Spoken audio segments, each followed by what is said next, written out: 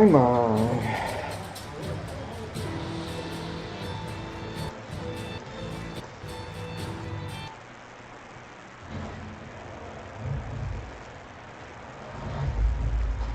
Players have their bag, but fans, you've got one too. Sometimes it's about showing up. Others, just showing up. Okay. Who's here? Who's not? Essentials, whatever you need to say, delivered at the speed of the game. We're executing your bag all season long.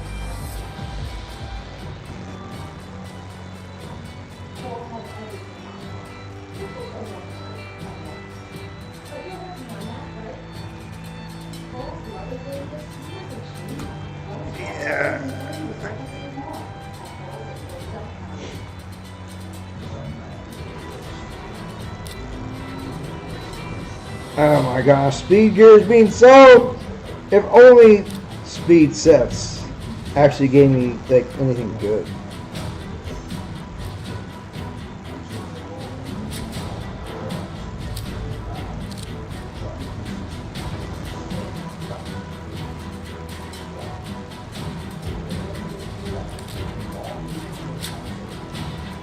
Nah, I have no luck when it comes to like Speed Gear. Oh my gosh. Don't even get me started. I've tried countless times. Speed sets, speed rolls. Shit doesn't drop, man. It's like one of those, it doesn't exist.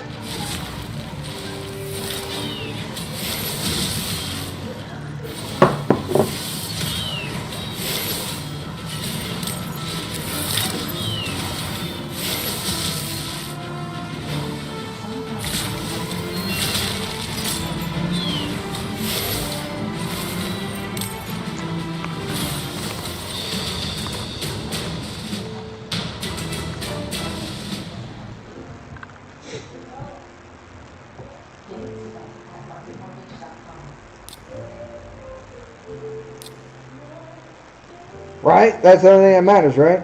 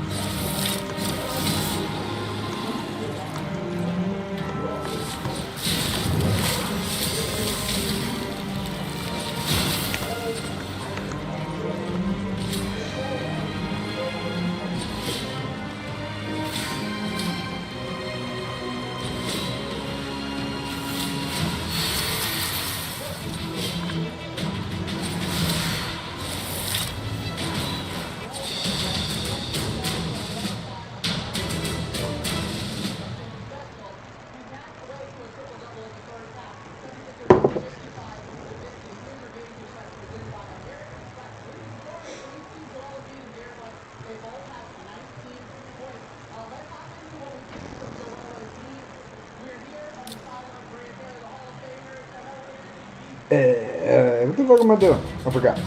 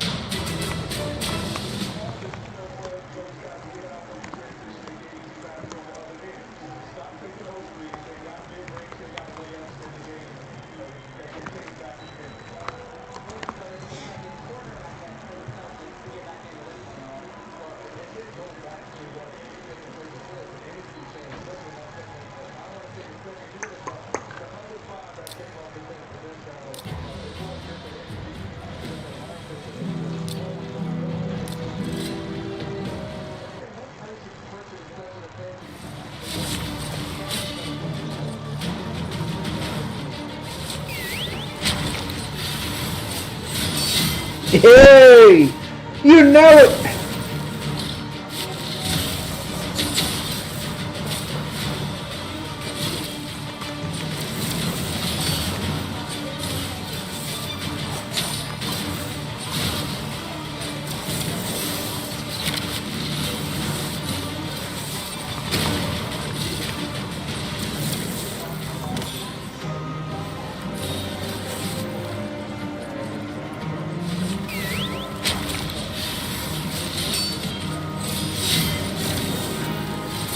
Cheers!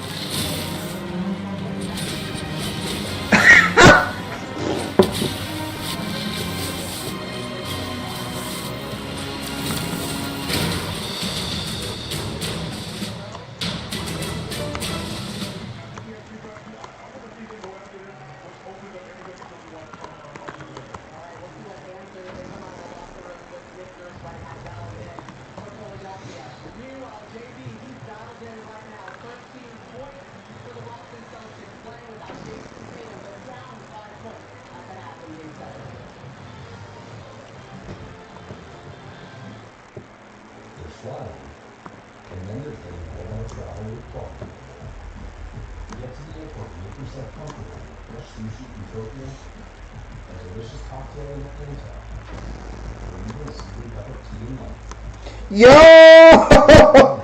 Yo, hey, thanks. Let me see. I think, let me get into, like, I can add you as an admin. You'll be a reasonable person, right? Like, you know, don't kick anyone, right? I'll give you powers. Just don't, you know, be cool. Don't kick anyone, you know, in the beginning. You know, I think I can do this. I think. Let me see. Let me make sure I get in my own shit. Hell yeah. Wait.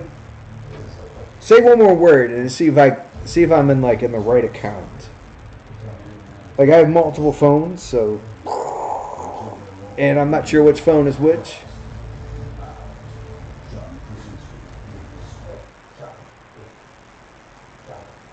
All right, I'm trying. Wait, you on YouTube, aren't you? Oh, you're on the YouTube. All right, let me get into the YouTube one. Okay, all right. My bad. I got it. Yo! Okay. Let me get into the YouTube one and see if I can find you there.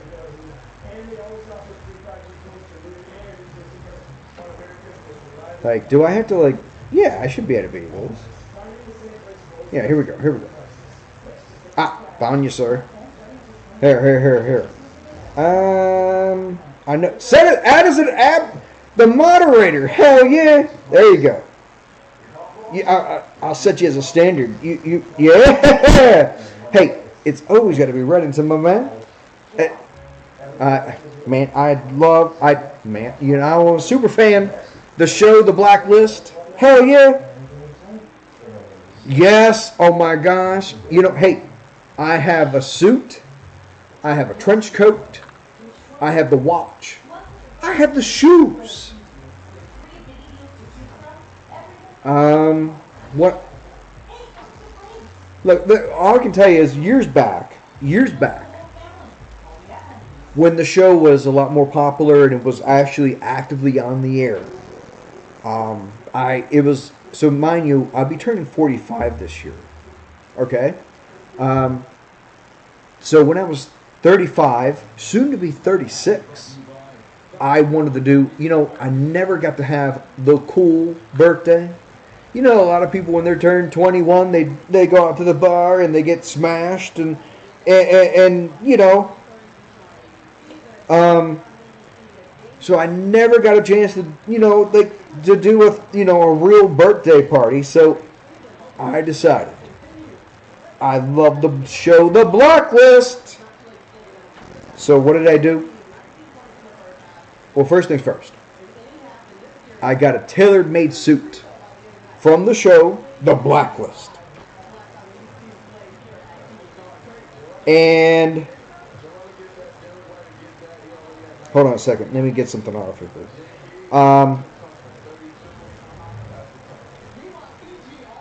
Yeah, it's look, there's no denying the problem with a show like The Blacklist is that it's over 10 seasons, over 100 episodes, and in all fairness, if you didn't watch each episode, you definitely left out. There's no denying.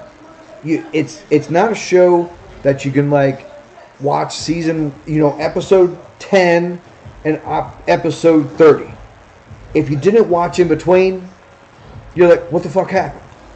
So there's no denying. It is a show that you have to watch in between.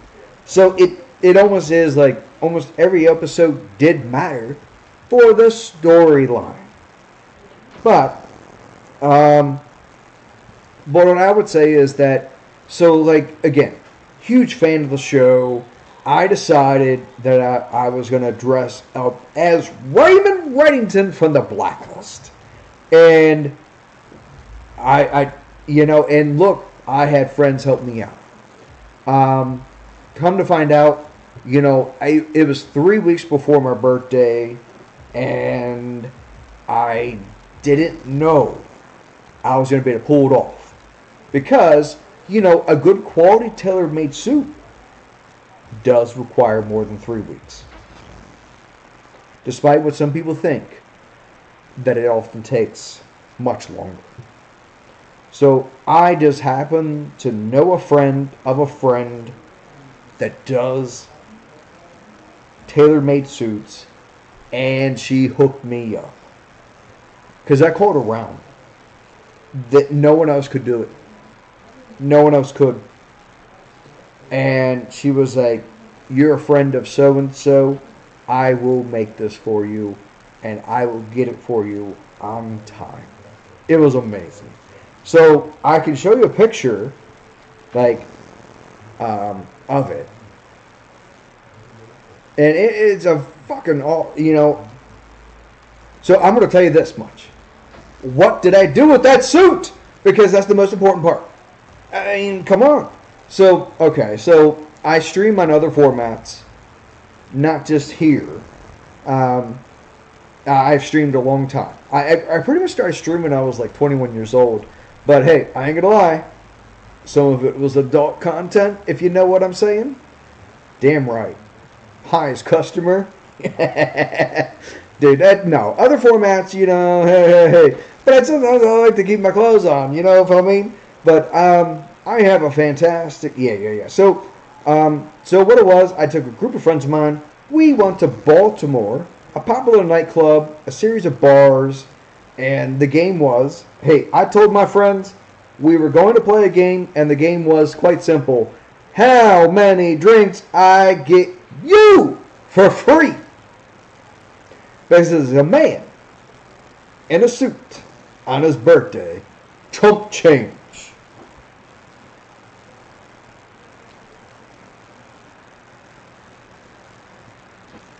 Alright. I know there's like I'm watching it on another device and there's a huge lag spike. So it was expensive. It was, you know, between everything I dropped in the suit,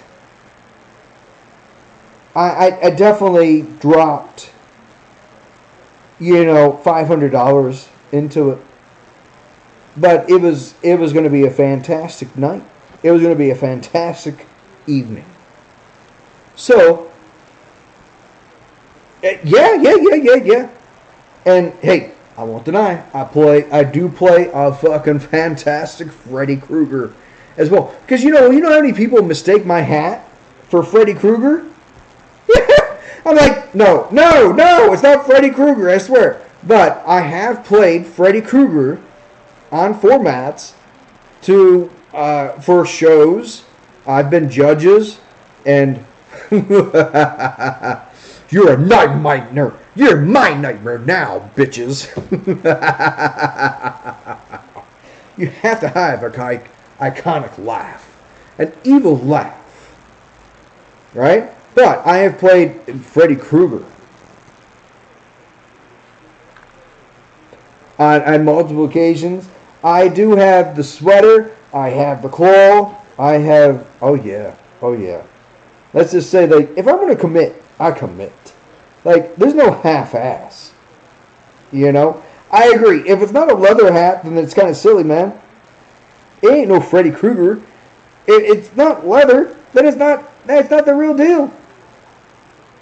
Yeah, I agree. But, you know, when people don't know, they just assume. So, yeah. Oh, no. Freddington? Yeah, I sometimes take the name Freddington. Like for Halloween events, Freddington, hello? Yes. So, like, I have changed my name on multiple occasions. If it's like Halloween, it's Freddington, you know? But look, back to when it was my 36th birthday, like I took a group of friends and I told them we were going to play a game. And the game is simple. How many drinks I get them for free? And you might say, well, how many was it? Well, first things first. I practiced locally because I wanted to get my bit down right. So I perfected and knew what to say to get someone to do what I wanted them to do. You see, you always have to make it sure it was their idea. Right? But it was actually my idea. See, that's the best part of manipulation. You have to convince them it was their idea. Even though it was mine, they are just more willing if they think it was theirs. Right? Right? So the game was quite simple. And I have video evidence. I have proof. I have witnesses. They'll tell you. The game. I told them I wanted to get them 20 free drinks for free. So, first things first. How many drinks was the goal? The goal was 20. I smashed that in 2 hours. Yes, I did. Yes, I did. I smashed that goal in 2 hours. It was chump change. It was too easy. It was like taking candy from a child. Because I knew what to say. I perfected the act. And look, even my friends didn't know I had my sleeve. Because when I told them, I was like, look, I'm looking to get you guys free drinks tonight. And they were like, how are you going to do that? And I'm like, sit back, enjoy the show. I will work the magic. So, in one side of it, look, a very, very short side of the story of the version is we smashed that in 2 hours. Who bought us drinks? Bartenders. Customers. Everyone in between. I had everyone hooking us up. And in fact, I even got the bar manager involved. He gave us the VIP lounge. Yes. And again, you might say, bullshit, we need proof. I have the proof. I have the video. That was taken. The man, his name was Mac. And he said, just call me Mac Truck. Damn right. Oh yeah. I knew exactly what to say. Like I said, I practiced. Help me out here. What did it say? Is the volume in game louder than me? Help me out here. Because I have all the volume. Even though I'm seeing it, I have all the volume turned off. So I don't actually know what the volume is. So help a guy out.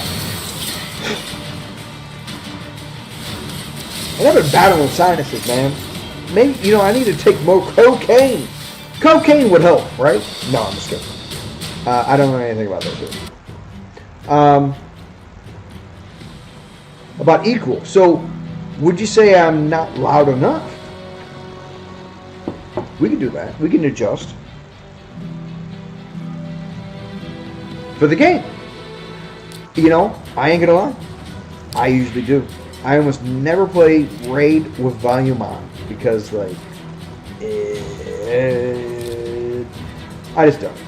Alright, you know what we'll do? We'll hum it down. There'll be minor volume. Yeah, let's try that. Oh, you know what's funny? So many people say, the Supreme Club isn't real. Okay, it is real. All I gotta know is this. Right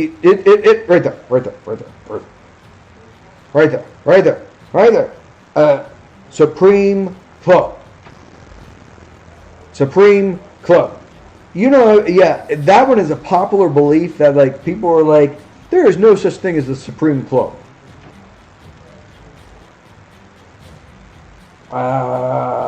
It's real.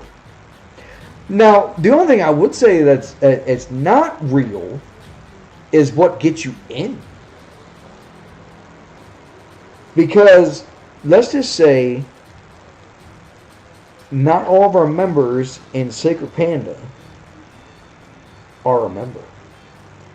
And is that to say because they didn't spend enough? Definitely no. So, look.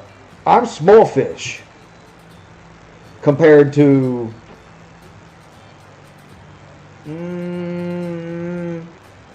let's just say who's above 57. Alright, so 57, right? Definitely not Panda, definitely not Tool, definitely not Saeed, Need No Name. Okay, I'm above. So Speed above. Girls win, which is actually he constantly changes his name. Let's just say he's special. So I'll see, Timothy, this guy, Theo, Enemy, Drox, Crypto, Simbi, Boss, Shanks, Lambo, actually technically above Lambo, above Obelix, Mallet, Hookah.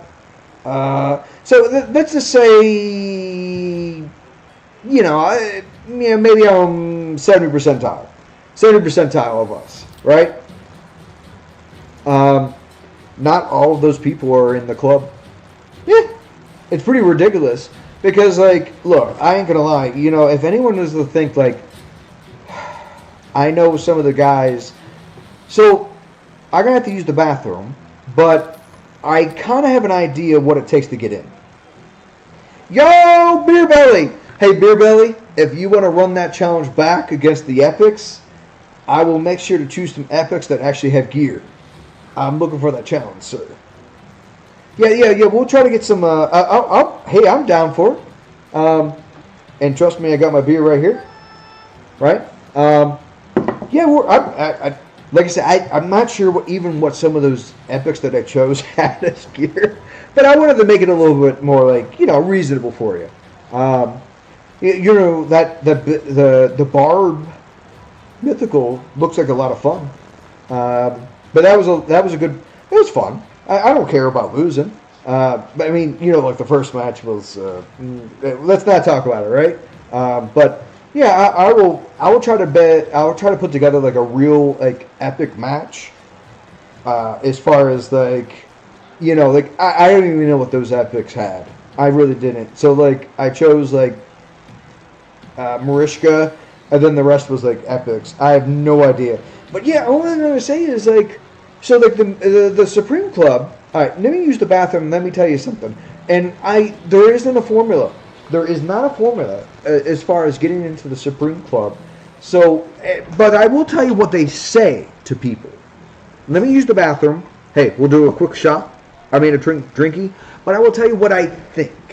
And I've played other games that have had VIP kind of stuff, and I have an idea. And I'll tell you what they also say. All right, bear with me. Yeah, but it's not a clear-cut formula. It gets kind of interesting.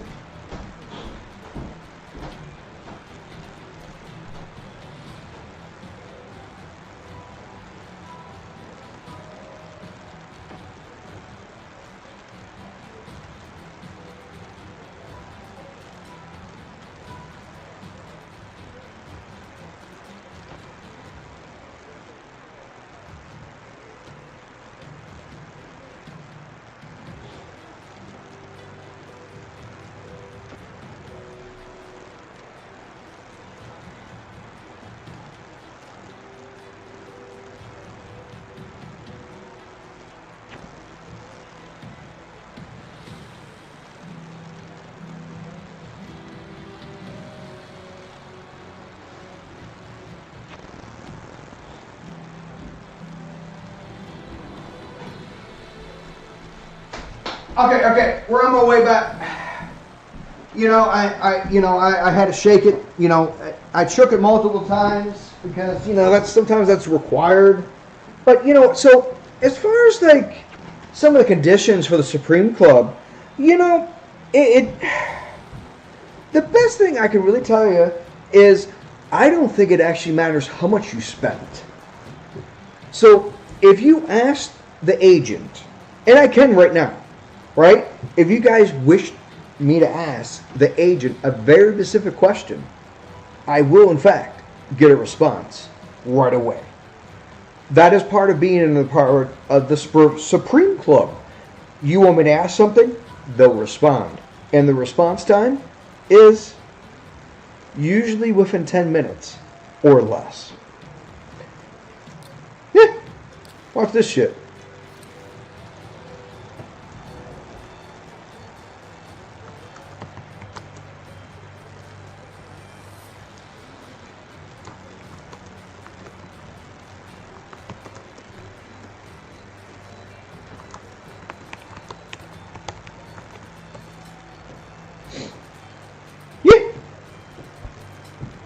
Oh yeah. Look, Supreme Club. Oh no no no. They're look when you become a member of Supreme Club. Look, we get our own. We have our own Discord. We get our own agents. We get our own birthday presents. Yeah. I mean, if now they won't share. If you wanted inside information, hey, is Mortal Kombat going to have its own collab? They ain't gonna tell you shit. Though they won't confirm nor deny that it's aiming that way. But if you have an in-game question, you know, who is the best streamer of this app? Well, clearly me, right? Though they ain't gonna confirm that. Yeah, no. You get your own agent. They tend to be relatively quick as far as a response. Like I said, we get, we have our own private Discord. We have contests monthly. Yep, there you go. I just got a response. There you go.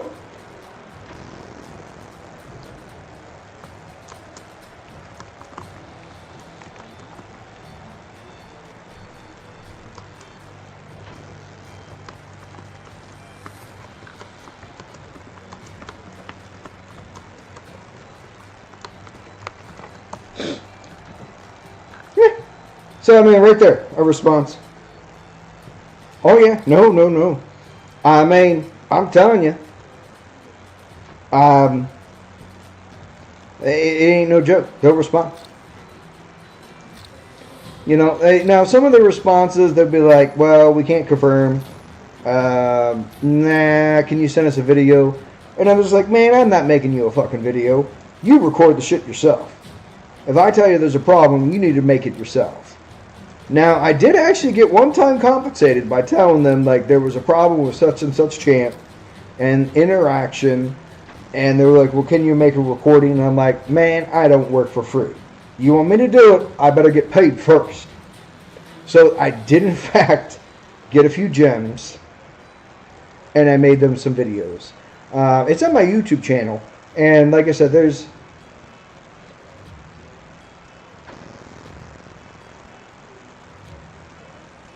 So I got something out of them.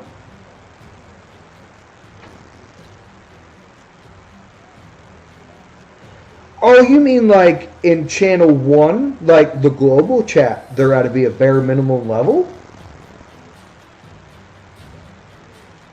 That kind of stuff?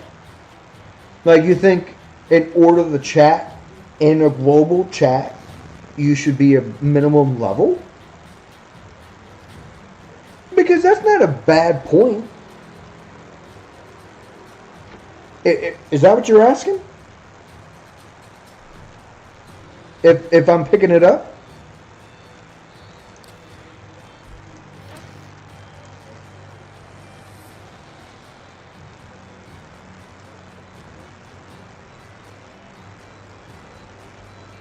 You know what? I'll let them know.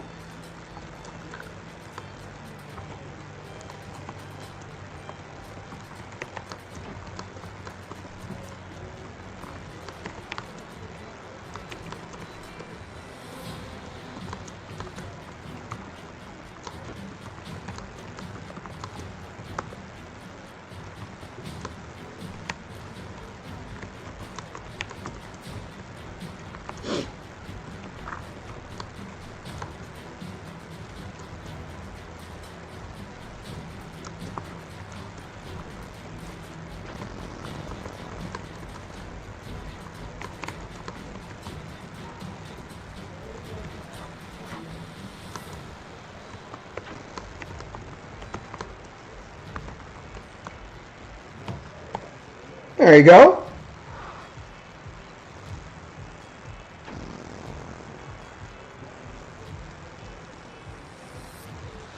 Yeah, so, there's a slight delay But yeah, I've reached out to them, and obviously you can probably see what was typed. So we'll see what they say. But look, I asked them. I was like, hey, considering how much money I've given, why the fuck can't you give me a business opportunity? So they said, hey, we as the agents can't provide you with that information, but if you reach out to our business email, you can talk to a member of the team who does that. So I do have to email them. I'm not going to provide that email because, it's none of your fucking business. How's that? But miscellaneous stuff that like this is a reasonable question. Like I said, I think it's a reasonable question, Beer, 100%. And things if you're that's a pretty reasonable. Well, yeah, and that's yeah.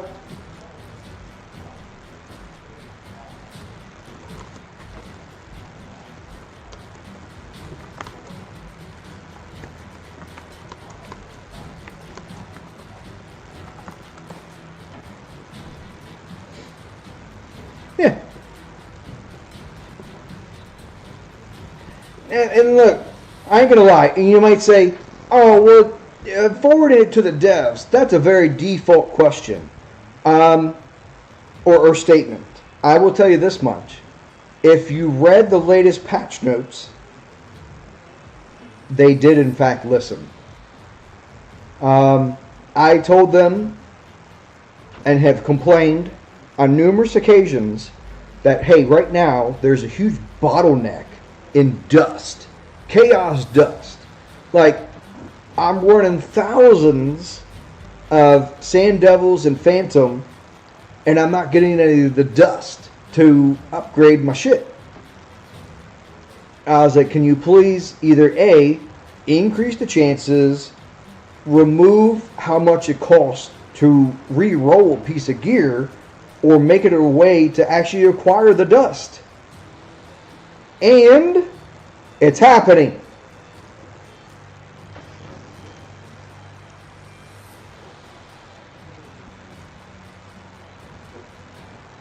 So we are going to get a way that you can convert the superior oils to the dust. It's happening. One of my number one complaints about Live Arena, the pace. The pace. I absolutely hate the pace of Live Arena. There should be no reason that a match in Live Arena, before the match even begins, takes over 5 minutes. It shouldn't.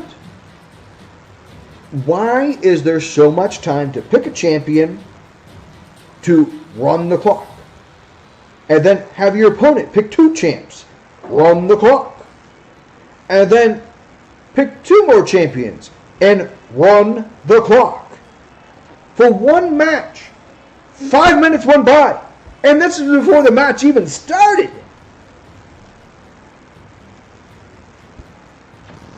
There should be no reason. You're giving too much time for the AFKers or the people who just want to troll and run the fucking clock. It's like, can we please penalize them? My suggestion: if you run the clock, you get less clock next turn. You run the clock again, you get even less clock. You run the clock again, you DQ. Right? Why are you automatically picking champions for someone who's running the clock? They're clearly not there. There should be no auto turns. You don't take a turn, you lose your turn. That's how you solve that system. Simple. Yeah, I remember you saying that, Sphinx, that there should be, in fact. I know those things are kicked around. It's those things. The only problem, my biggest, as you know, and someone who might be here, there was some cheating. Cheating! God forbid. Yes, there is always cheaters or people that manipulate the system. Hey, look, as much as I blame the cheaters or the people who manipulate the system still is on Plarium. They allowed it, they knew about it and did nothing. Right? Hey, all we can say is this. Let's take a look at the Live Arena scoring system right now.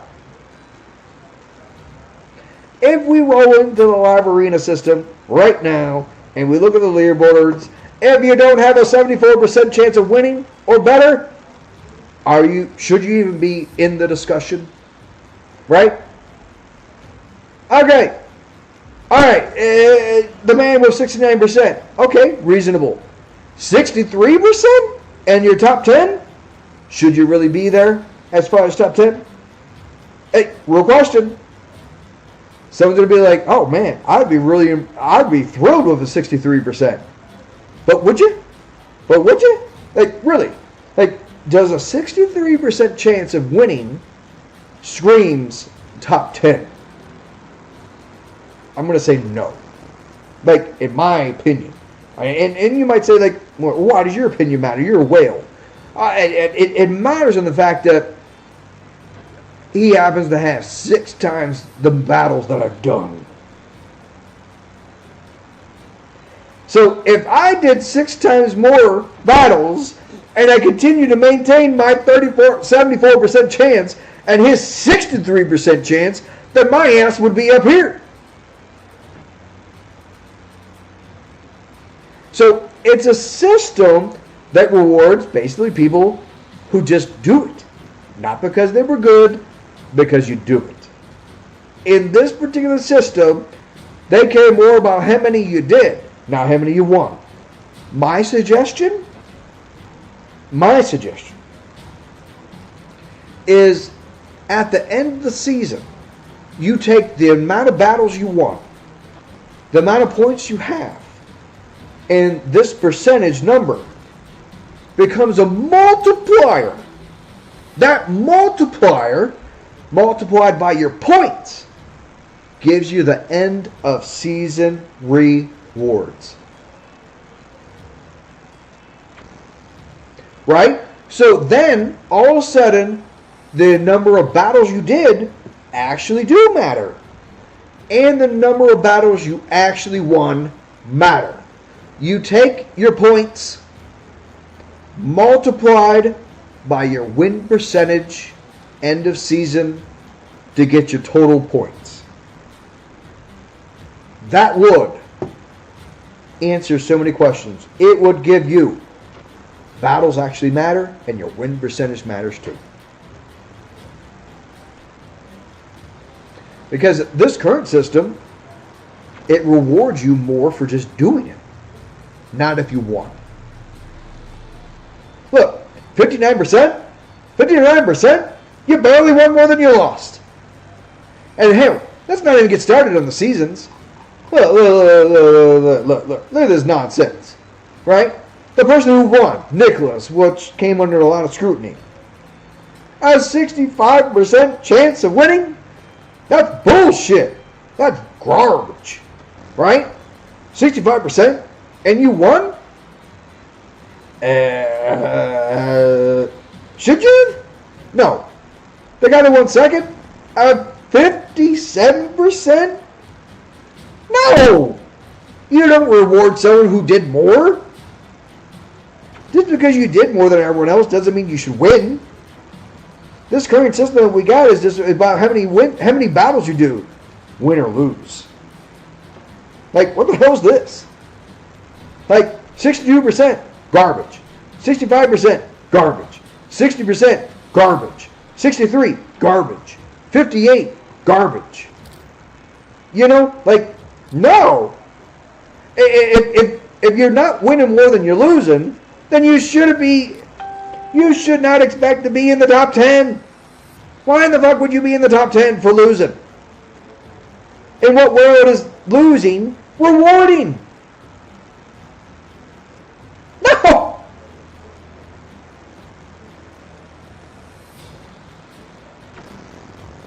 Oh yeah, the current system stinks. It's ridiculous. This system is based on how many battles you do, not whether you win or lose. So, like, you know, look, I don't think, as far as putting a cap on it, look, I don't mind a cap per day. But I only want to say this, right? Now, let's just pretend this guy here, Mad DD with a small PP, right? It's an inside joke. You guys would have to be in our clan chat to understand, right? He's got a massive account, but he had a whopping 58%. Okay? Clearly, barely won more than he lost. Okay. All right.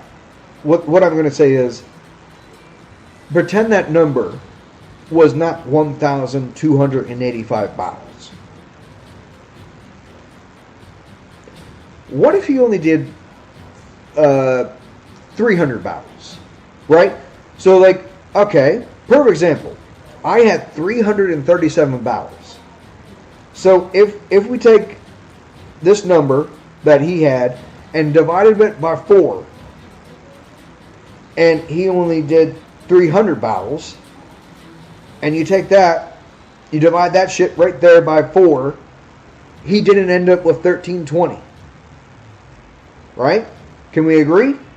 If you take that number that he did, 4,163, you divided that shit by 4, he didn't hit the quota to even get the end of the season rewards of the 1320.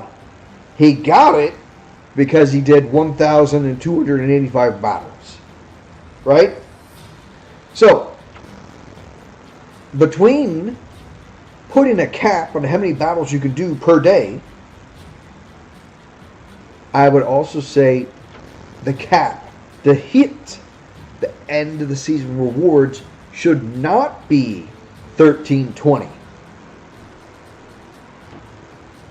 He shouldn't need to do this many battles. Now, in his particular case, you know, he finished with 4,163 points. But let's just say, you know, it's not going to show it. I can only reach to the 500th person. Well, let's get to the 500 mark, right? Where you're going to see a bigger contrast. Like, he didn't have to keep pushing if he already hit the 1320 mark. Let's get down to the bottom of what scores we can tend to see. You get someone who's bound here at the bottom, right? Let's get to someone at the bottom, right? And then, you know, break it down a little bit. Because that's a little bit more fair. We need to get someone at the bottom. Now, mind you, they're not the bottom by no means. It's just, oh my gosh, come on. So I got like a bug with my mouse. Hopefully it'll just, I want to get down to like someone who's, look, they'll only show the top 500 in you know, the season rewards. Like, and I want to get down to like someone that, you know, who made the top 500, what it required, how much they took, you know, those kinds of things. But let's get a good, you know, perspective to give people an idea of like what it actually took. You know, what did it take? Like, how many wins did you have to do? How many battles did you have to do? What's your win percentage? Those kinds of things. Let's take a good look at it. That's the number. Like, I think, look, if you want to put a cap on it, then you need to reduce the score of the 1320. 1320 is too high, right? If someone is, in fact, barely winning more than they're losing, you don't hit 1320 without refreshing a lot. And that's a problem, right? So, perfect example. Here we go. Now, granted, this is only the top 500. So, like, this guy didn't have to keep going. He didn't have to keep doing battles. He got his 1320. But as far as the argument's sake is, hey, I wanted to make the top 500. Well, he nearly doubled the amount of battles that I did. And he finished 500 with a 52% chance of winning. We can definitely agree. That's barely winning more than losing. Barely. You know, 52%. 52% chance you win, 48% chance you lose.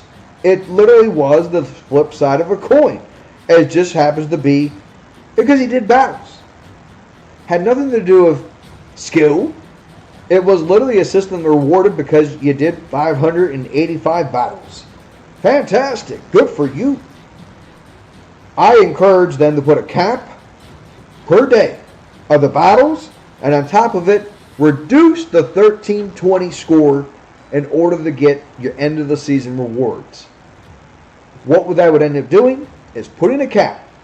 Now, putting a cap on it also means you take it away from Plarium's bottom line dollar because they made money on this guy and how many times he had a refresh.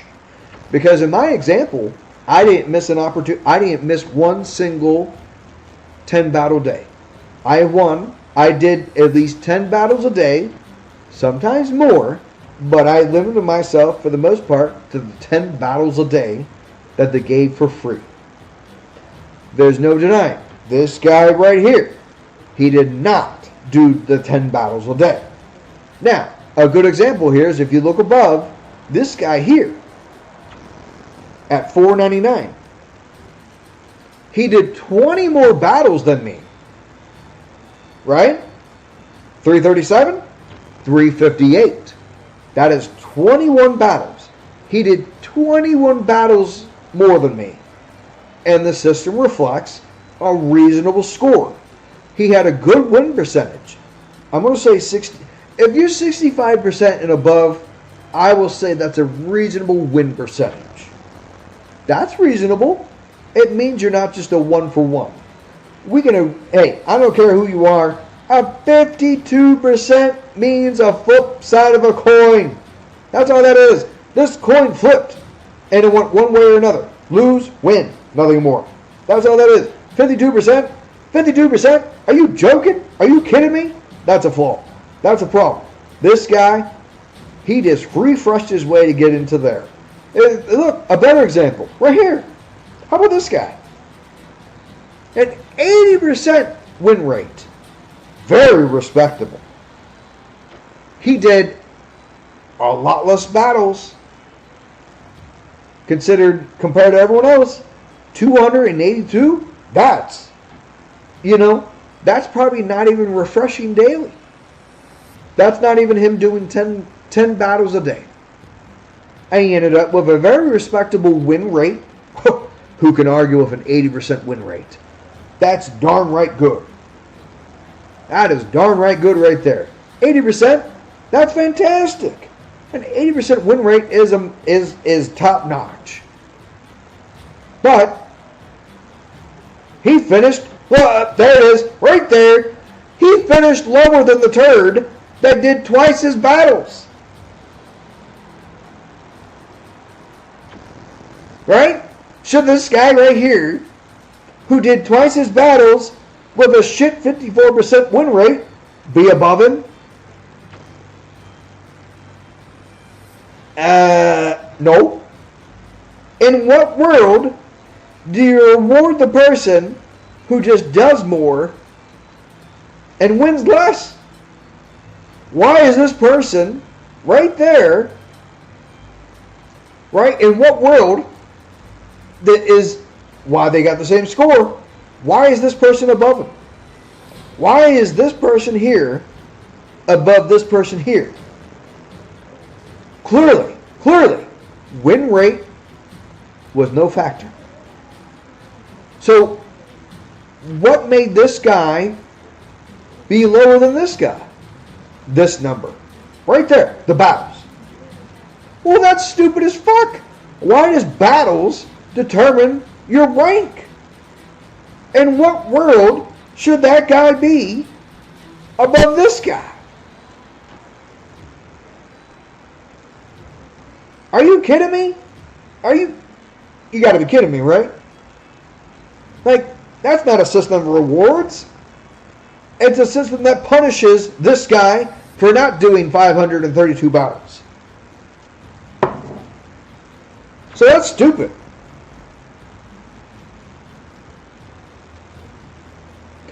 There should be no circumstances that this guy who did half the battles as this guy with an 80%, a 26% better win rate to actually be lower.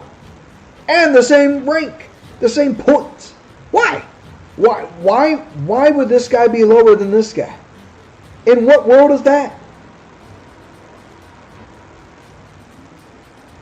That makes literally no sense. Oh my gosh! And even worse, look at the next guy. He didn't even win 50% of his matches. He lost 51% of his matches.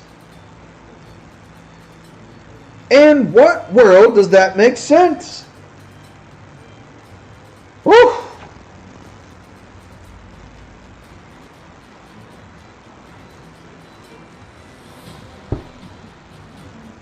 You tell me.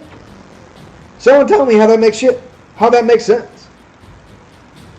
How can someone with a 49% win rate finish above the guy with an 80% win rate?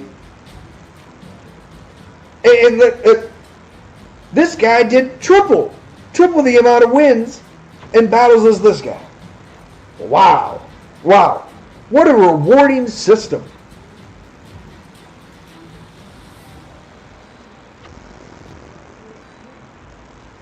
No, that's a shit system if I ever saw one in my life. In what world is that? In what world? In what world? Who designed it? Who thought that was like, hey guys, let's just make the number of battles the most important factor.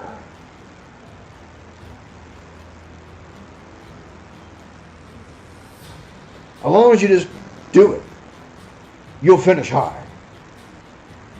No!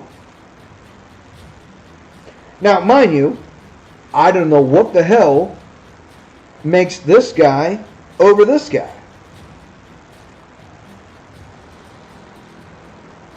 Alright, so if the score was the same, right?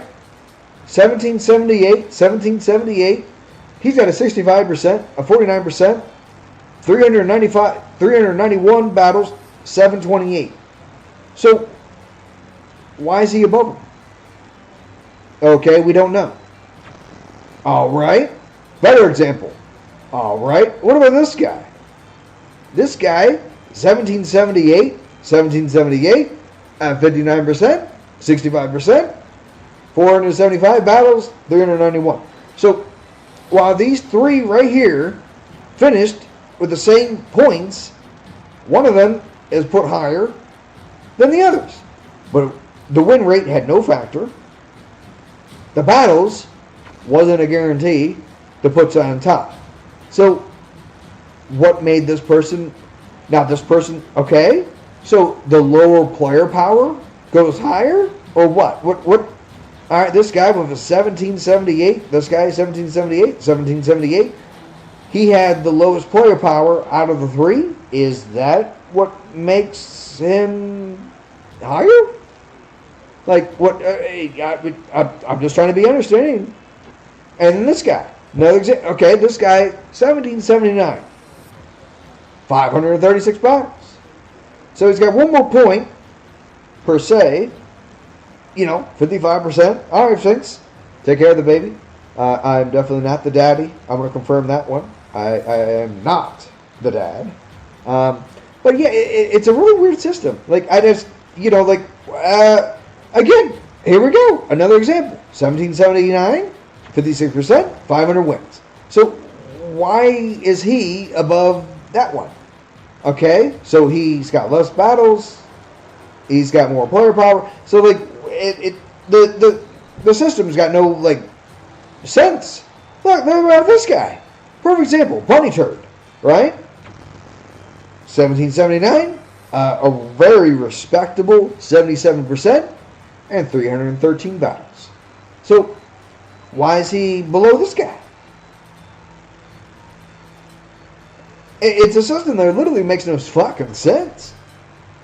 Like, if you can make sense of the system of how one person scores and one person doesn't, I'm all for it. But I would love to entertain that conversation. How? How does that make sense? Right here. Like, any of this makes sense. So, we saw examples of someone with a lower score be higher, someone with a lower score. Like, what the...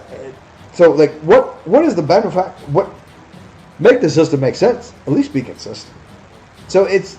Like, there's no right or wrong. It literally makes no sense. Like, it's literally a crapshoot. It's just like throwing the dice and be like, hey, I think so-and-so is above so-and-so because I said so. Yeah, that's what it is. Yeah, because I said so.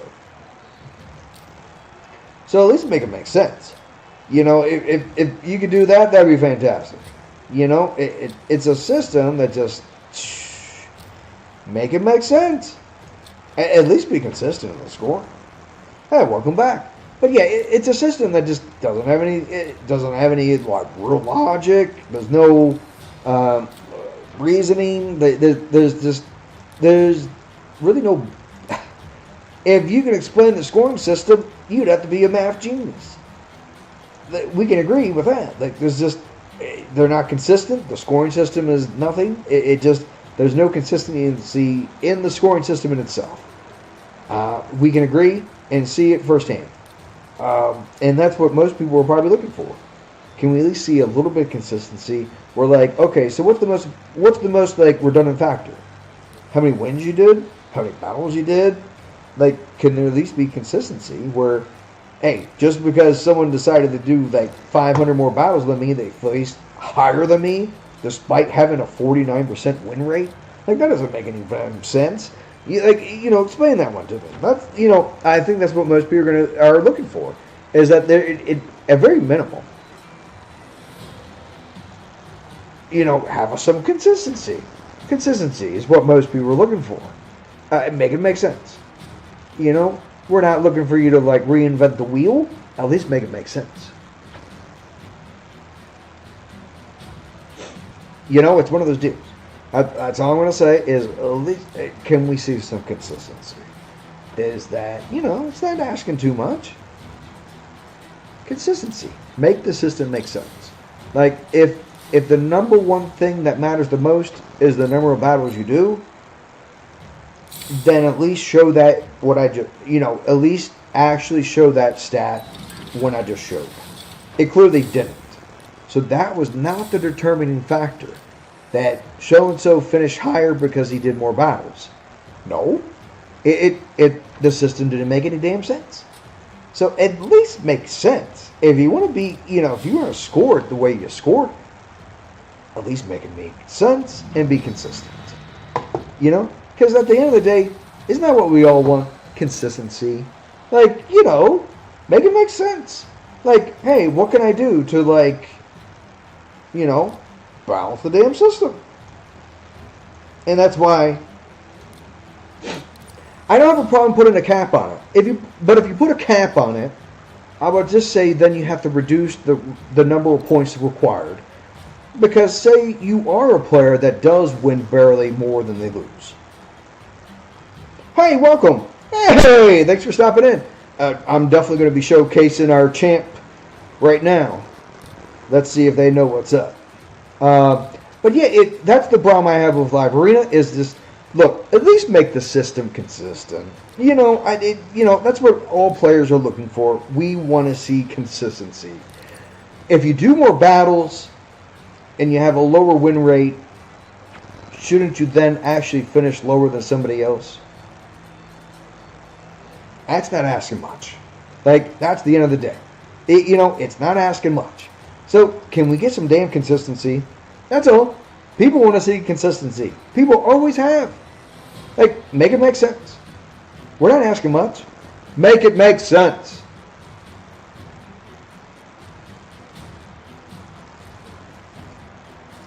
If I do 500 more battles than someone else with a lower win rate, does that make me the better guy? Should I really be placed higher? No! I should not. Hey, and can you go? Can you pick a champ? Can we go? Like, this is what I mean. Go. Pick a champ. Go. Pick. Do something.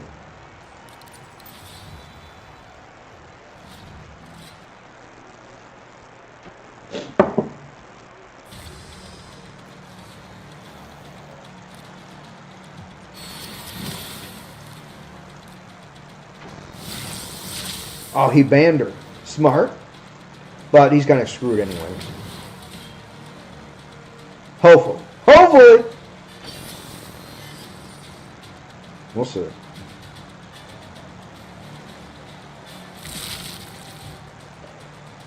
Oh, yeah. How many extra turns you gonna get?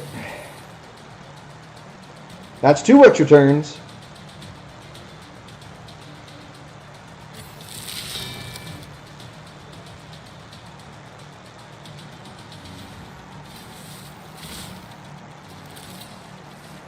Yeah. 2 extra turns. Hell yeah. Let's see how many extra turns you get.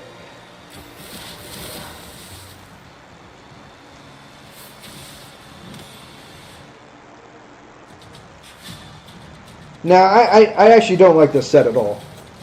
I would love to see the set change. 2. It stacks to 2, not 3.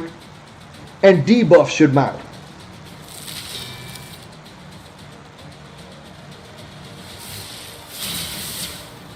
Well, good for you. You got yourself a cheese win, my friend. Fun fact-tastic. Good job. You got to take advantage of a set that, you know, did what it did. Very good. Good for you. No, like I said, I don't have a problem losing. I don't like the set. There was too much RNG in that. Can you dependently rely on that champion to get as many extra turns as he did? No. Should the Mercurial set stack to 3? No. His entire roster was in Mercurial set and only that set. That's the problem with that set. It shouldn't be like that. That's why I don't like the set at all. I think it's stupid. I think it only had a stack to 2, and it 100% debuffs remove a stack. That's how you fix that set. It shouldn't only have to be on damage.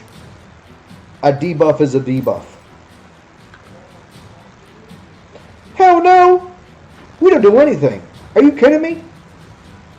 Bro. No. There's no score that we care about. They don't care about Hydra.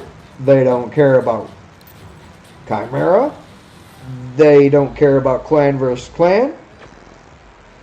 There is chatter when it comes to Siege.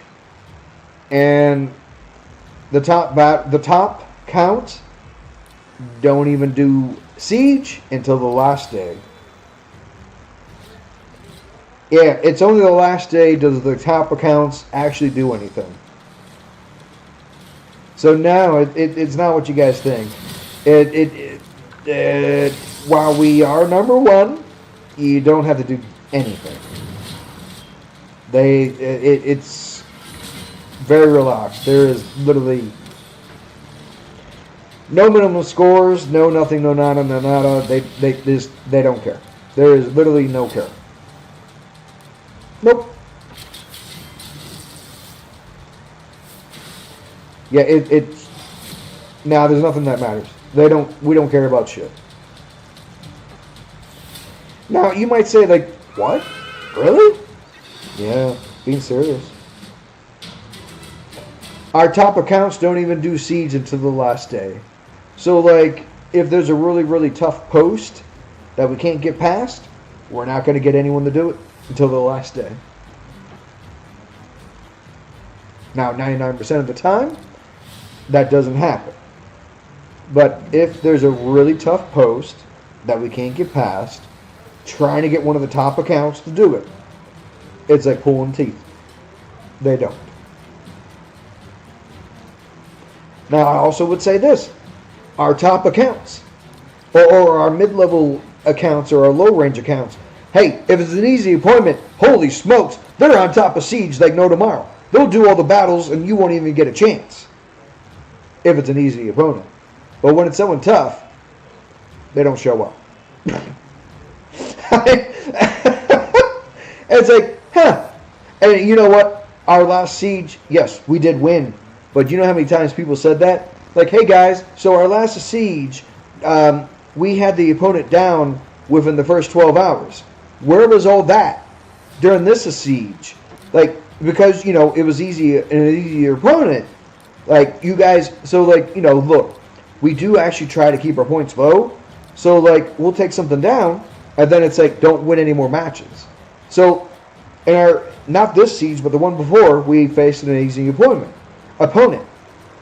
We were immediately cut off of winning any because we hit our max amount of wins that we wanted and needed, and we didn't do anything else. So it was just like, it's just what I mean again.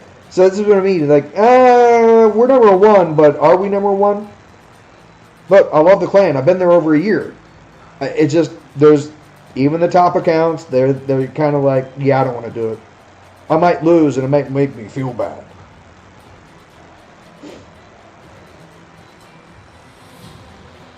Yeah, so it's kind of a weird, like I said, Siege needs a big major overall because, like I said, it's just, right, I'm going to show you a bunch of, I'll show you a number of clans who have like way more Siege wins than us.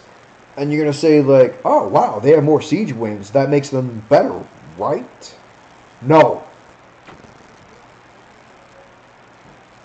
Again, it's another example of, like, it needs a huge overhaul. Like, it just doesn't make any sense. Like, why is that way? Like, it literally makes no sense. Like, you make it make sense, good luck. Because it doesn't make any sense. It's a system that's stupid as shit. It just doesn't. It's a system that makes no sense, no rhyme, no reason, no logic. All logic goes out the fucking window.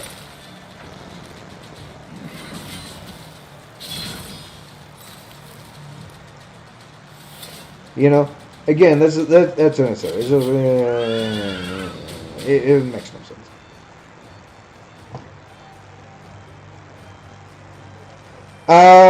Go ahead. I'm all ears. Like I said, you know. Woo! Yeah, wow, 9? What? 9? Damn. But I mean, like, look, this guy with the 37, he beat me. You know, but there was RNG on his side. It took RNG to be on his side favorably.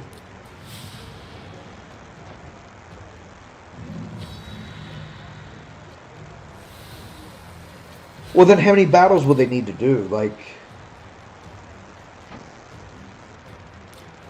Because like I said, that you know, like, I ain't gonna lie. We can't get our top accounts to actually do anything until the last fucking minute.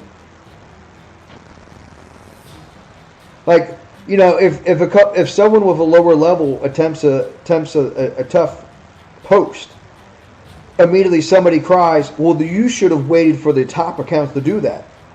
That's great. Can we get top accounts to actually do something? No. So, like, you know, again, hey, great. Get your top accounts to do something. We can't get them to do anything until the last fucking day. So, like I said, it's one of those things. Hey, if you fuck up, they'll be the first to tell you and criticize you. But it's like, yeah, but why didn't you get one of the top accounts to do something sooner?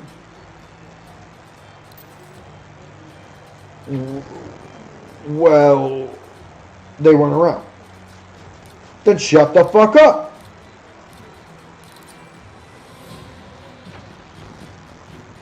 Or when they lose themselves.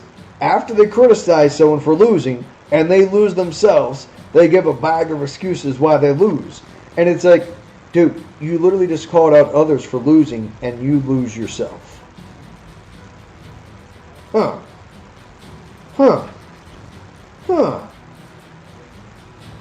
So, like, there's certain people that are just like, dude, you're a fucking idiot.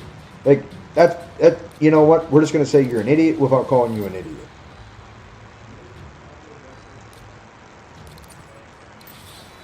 Yeah, we have several people that do that. You lose, they criticize and tell you, like, why didn't you let one of the top accounts to do that? Then when they lose themselves, they give the bag of excuses why they lost. Oh. Yeah, it's really fucking stupid. I ain't gonna name names, but we have several that do that. They'll like, well, you should have let one of the top accounts handle it. Well, that would be fantastic if you would have gotten one of the top accounts to actually fucking do it.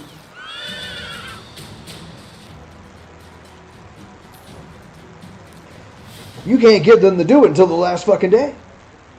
So what were we supposed to do in the meantime? Wait for them to decide to do it? Okay. Good idea. Let's just strong arm and just sit on our fucking hands until you decide to, to attack. Sure, we play around them, not as a clan.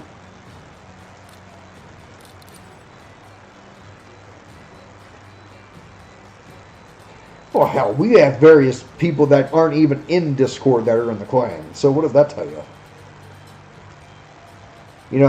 Mandatory Discord, but yet we have people that aren't in Discord. So I know. Like I said, it's kind of.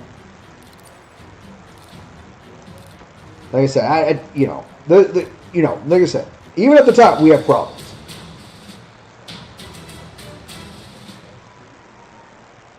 This is correct.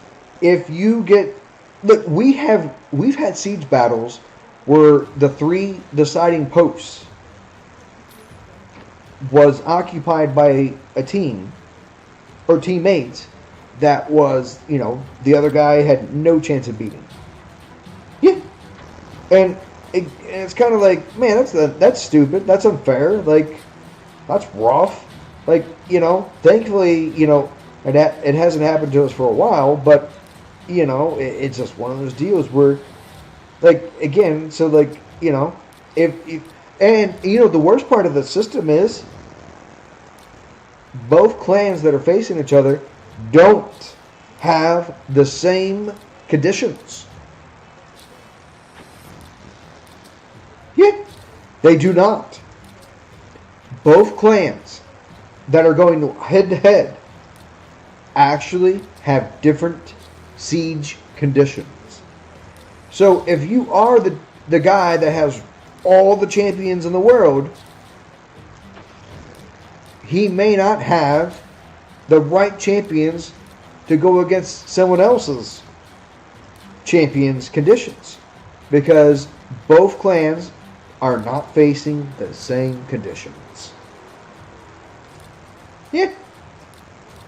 So, again, it's kind of a flaw in the system where it's like, whoa, that's stupid. Like, what are you saying? Like, if the conditions were the same, wouldn't we then have a good chance of, like, being able to beat each other? No, we don't have the same conditions. We don't. My conditions are different than yours. But we're facing each other? Yes. Correct. But our conditions are not the same. What? That's stupid. Like, I would be able to beat that guy if we had the same conditions. Yeah, that's the problem right there. We have different conditions. My conditions are not, if we're playing head to head, we should be having the same conditions. But we don't.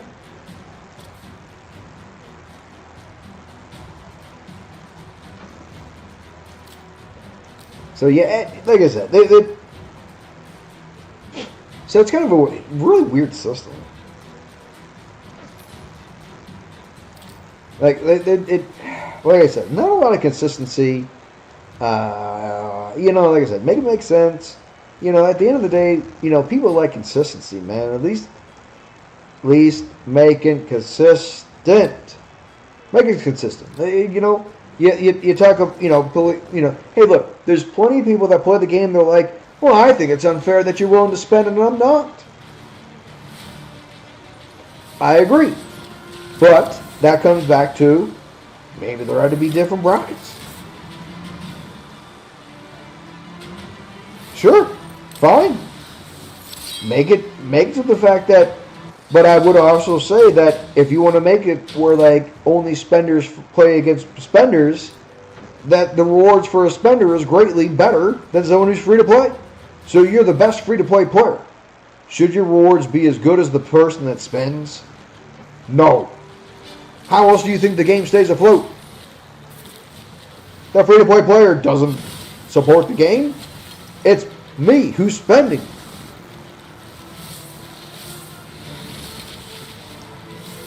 You know? And, you know, you can like I say, like, hey, shouldn't it be the same? No. Absolutely not. The rewards for someone who's free to play versus the rewards who's spending should never be the same. It's not a game that's going to go far. Because free to play players don't support. It's like me taking out a woman. Shit, that woman's not going to pay for a date. I want to have a date with her, I got to pay. You know damn well it's true. I had this rant earlier. Women want the equal pay, they want the equal rights, but they don't actually want to equally contribute. Sorry, it's the bottom line. Get said person to contribute the same, then let's talk.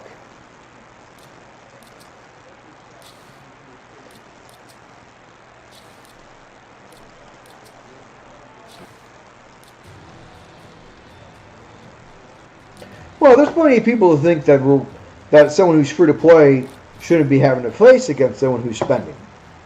Again, I mean, maybe there ought to be a separate bracket. But, you know, for them to make the excuse and, you know, cry, be like, hey,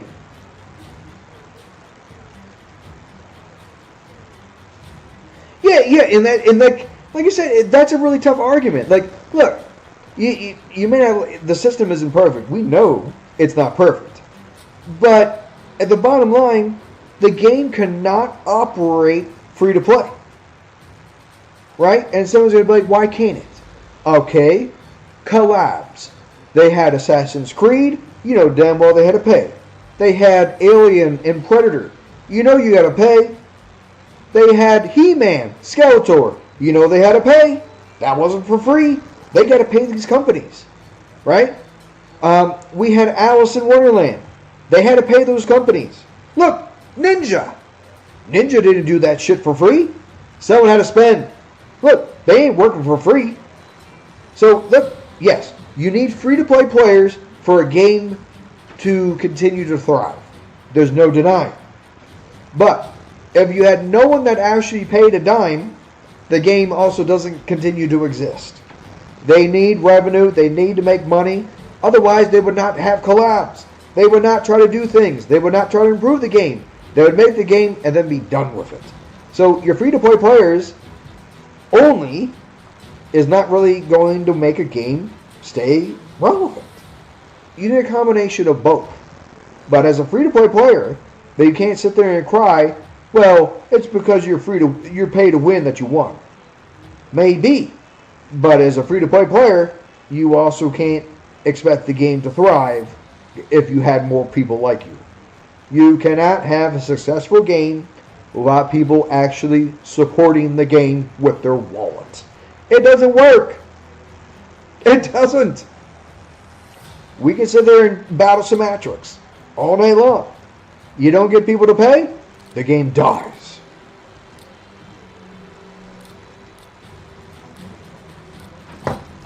That bottom line. Look, in a perfect world, you'd like to have a little bit of both. Or, you know, maybe there's a free-to-win bracket. There's a pay-to-play bracket. Sure, let's do it. But that's also on Plarium, where they don't divide them.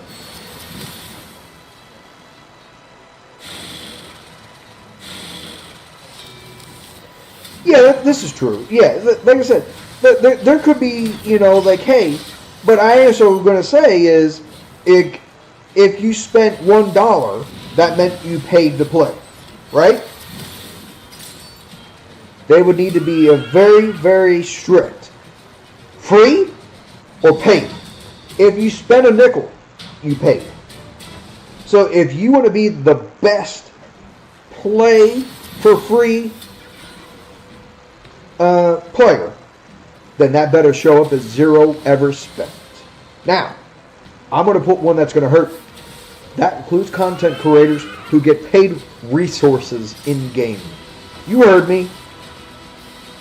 most of the content creators who put out videos get paid resources from Plarium. They are not paid. They're not paid. They're not free to play. They are not. They get paid gems. They get paid sacred stones. They get leg books. They get books. That is not free to play. That is not something that is readily available for the other player. So they should be in their own group. If you are a paid content creator getting content from Raid, you are not free to play. You need your own bracket. Yes, you do. You should have your own bracket because you are not on the same playing field as someone who is not getting anything, period.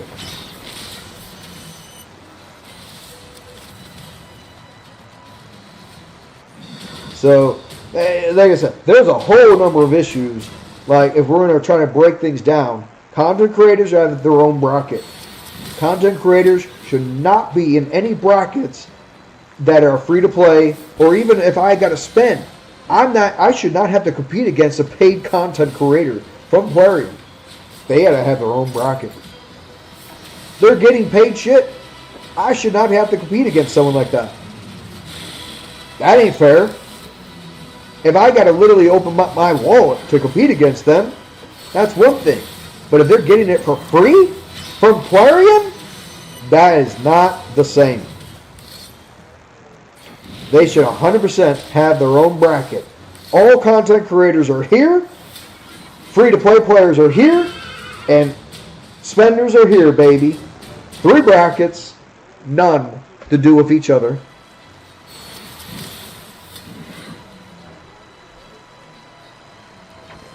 Because I know I can think of a couple offhand right off the bat. Hell Hades. He had to be in his own division. Ash. Ought to be in his own division. Scratch. Ought to be in their own division. I can think 3 of them right off the bat. They should be in the content creator contest, not against other people. They get paid by Plarium to make videos, or they get resources from Plarium to make videos. And don't tell me otherwise, because we all know they do. They should have their own bracket. That's not who we should be paired up against.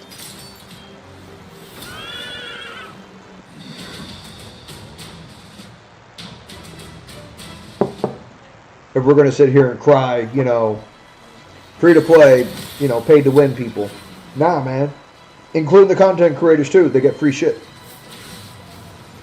Where's mine?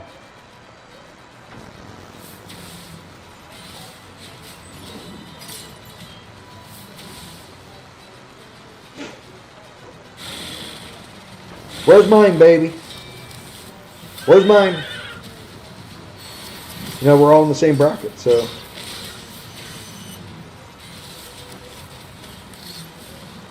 Yeah, like I said, like I said, what we currently have, it's not a perfect system by no means, but it's far more accepting.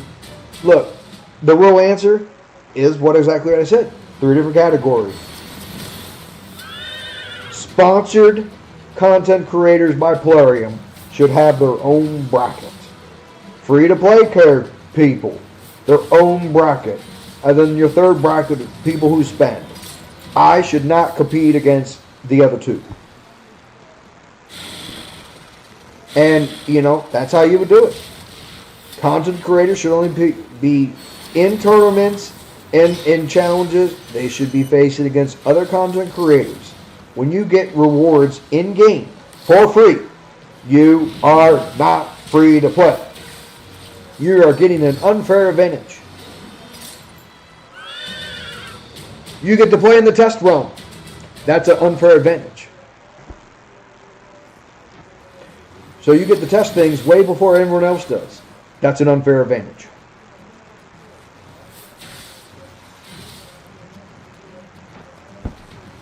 You got to sit there and test to see what works and what doesn't. Unfair advantage.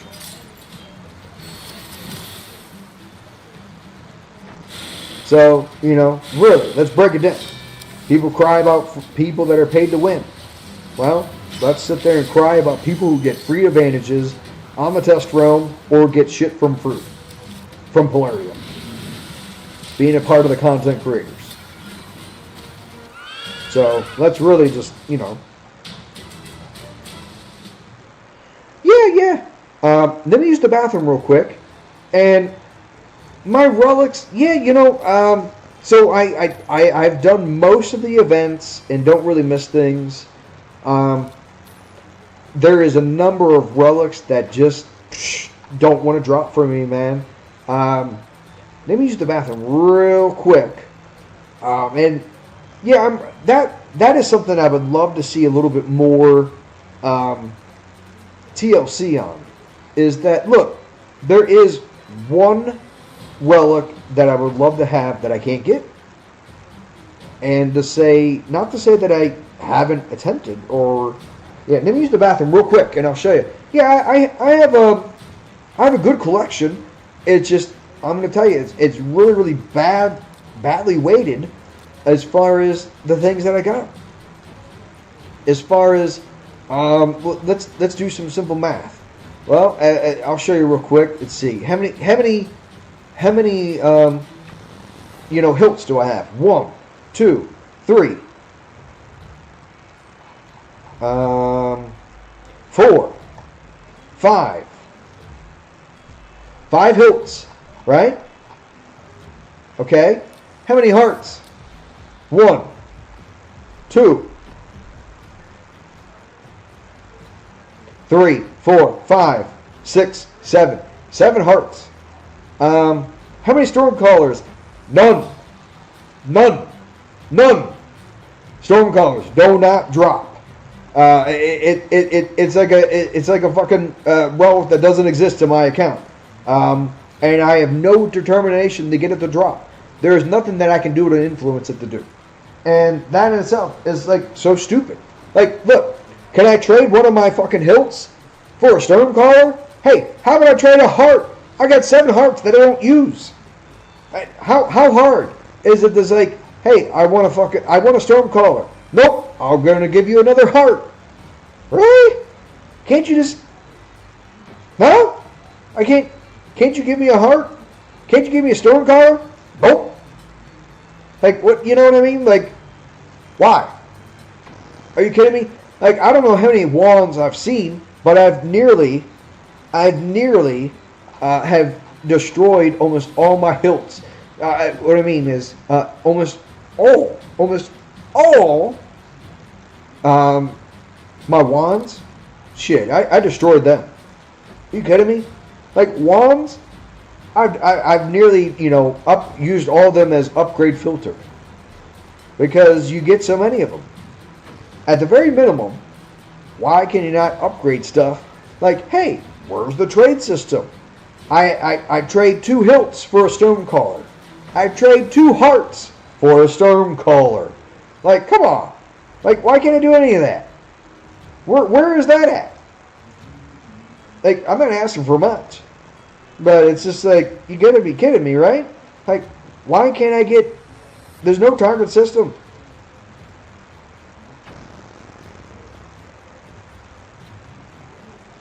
There's really no reason. Why? I can't trade anything in? What about gems? Look, there's so many gems you can't get. And there's no way to get them. Why can't I trade them? You get enough useless gems? Can't I trade that in for something? Nope.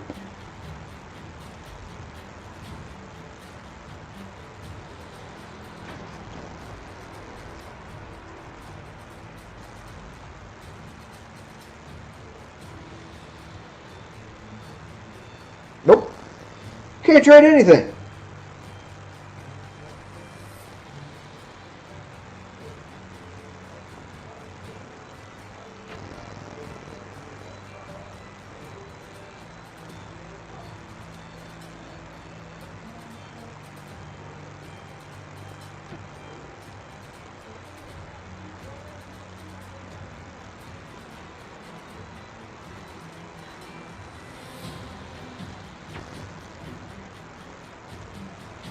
Now that's a relic I would love to have more of. The Bane. I would love to have more of them. Look, I'm extremely lucky though. I have 2 lenses.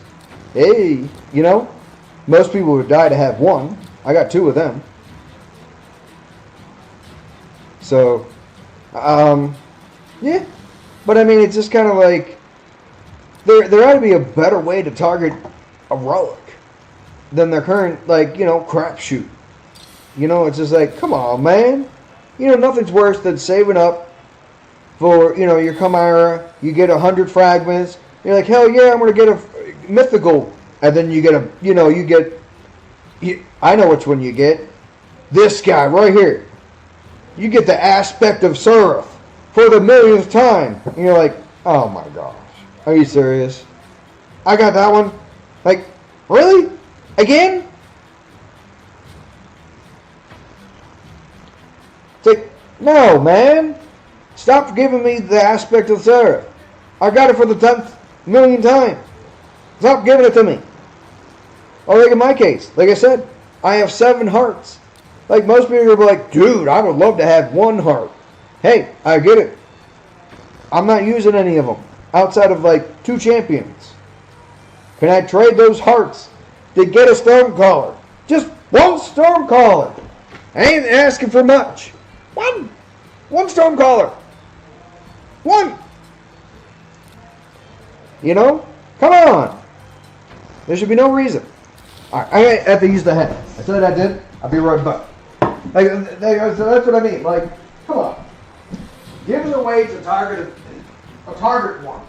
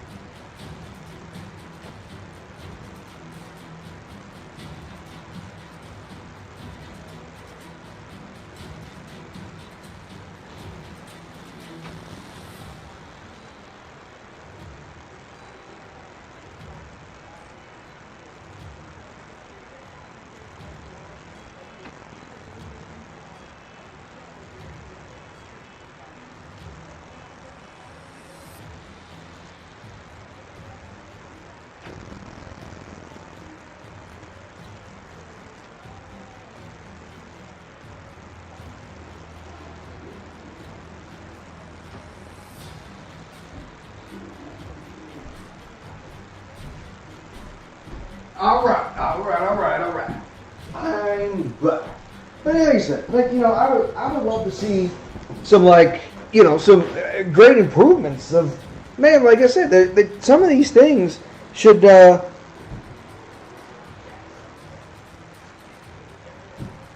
Titus? No, I don't use Titus because I think it's a bullshit chant. Look, do I have Titus? Yes. Do I use him in any way? No, because, okay, Titus is good for 2 places. Let's be real. He's good for Hydra, and he's good for Chimera. Okay, those are 2 places that should actually not reward the person for having a Titus team. I'm okay with that, too.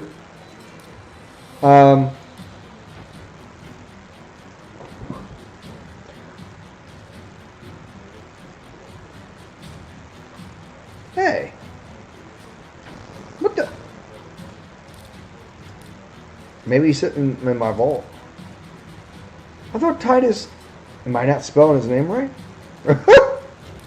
I thought... Wait a second.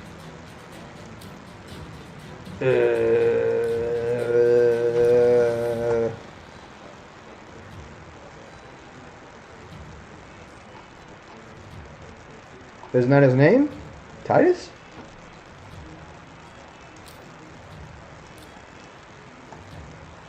Oh, well, the T... fair. Yeah, that makes more sense,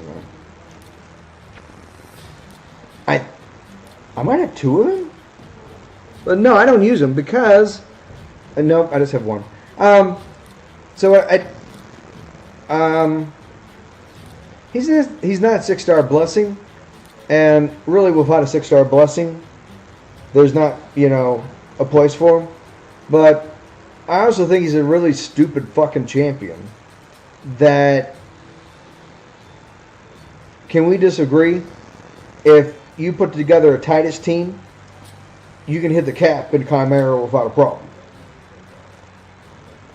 So, should that champion,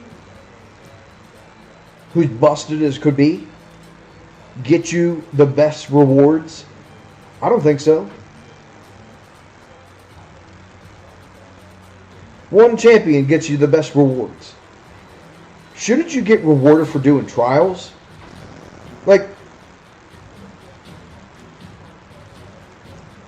6 trials?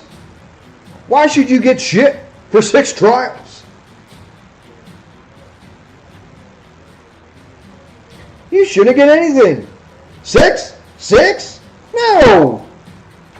With a Titus team, you can hit autoplay and don't even look. So no, a Titus team should not get nothing. People are sitting there saying, oh, they need to improve Clash rewards. You're going to improve Clash rewards if you actually improve where trials matter. Like, that's dumb as shit. Why should this team, who is not doing any trials, get anything? Dude, right here, this champion, right here, made the team. This team, this champion did no damage. No damage. No damage. No damage. Oh yeah, 5 billion on this damage. No, that's my point. This is why I'm saying trials, when people are screaming that the Clash rewards ought to be better. If you win Chimera Clash, you ought to get amazing shit. No, you shouldn't. You used one busted champ. You used one busted champ to win. One champ. And you happen to get lucky with a 6-star blessing. Like, that's it. That's all it takes. This champ. Right there. That champ. If you don't have that champion with a 6-star blessing, you don't do damage. So, no, you shouldn't get anything. So people are like, man, they need to improve Clash rewards. They do, if you actually reward the players that do trials. Hey, 5 trials. You completed 5 trials because you have one busted champ. No, you shouldn't get anything. You use one busted champ. The problem isn't that the Clash isn't rewarding. The problem is this guy right here, Titus. If you want to reward players for doing, finishing top in the Clashes, then fix this guy. That guy right there. So essentially what it comes down to is 2 things. Do you want to win the Clash? Then use him. If you want to complete trials, you put together a real team that gets trials done. And that's reasonable. So I am not one to say it needs to be buffed. You need to improve trials. Or you need to improve Clash. No. They need to improve it. If you do trials, you should get rewarded. 100%. I agree with that statement 100%. If you do trials, if you wish to do some of them, you 100% got to manual the battle every turn. Titus, you can hit autoplay and you're done. So, no, 100%. You buff people who want to do trials, and you keep Clash the same unrewarding system that it is because of one champion. Same thing with like Hydra. Look, let's take a look. How many teams? All right, so this guy. Okay, fair enough.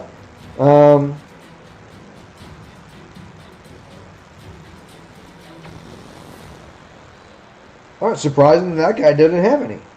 All right, but here we go. There's a Titus right there. Titus.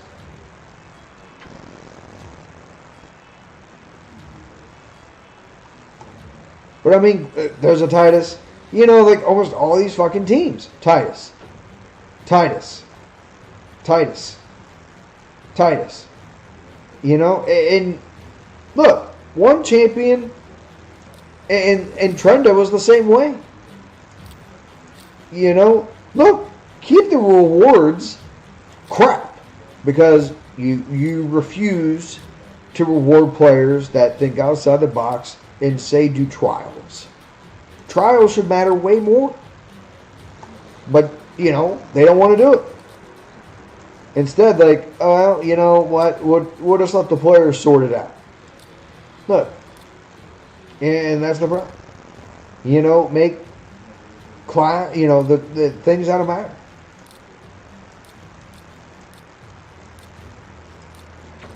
Yeah, it's pretty dumb.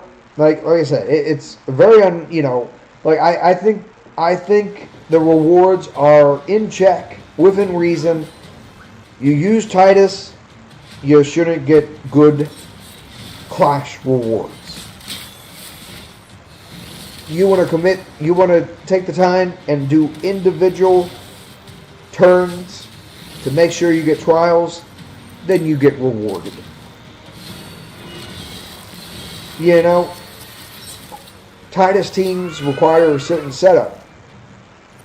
But for the most part, that's it. There's a little bit of setup with the Titus teams, and anyone can do it. There's no skill. It's Titus. You know, one champion has destroyed all clashes.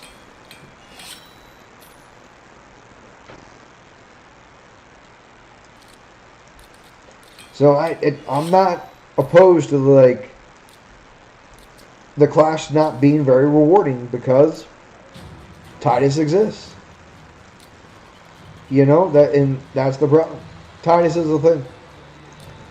Nerf Titus, and that you can't auto max damage with one champion because you haven't.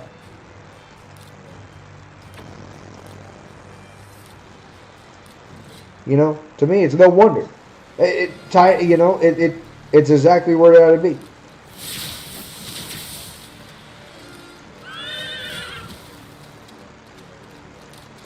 You know, like I said, they don't want to do anything. They don't want to evaluate. They don't want to check things and put things in balance. They don't want to do anything. It's just, hey, we released it. You guys deal with it.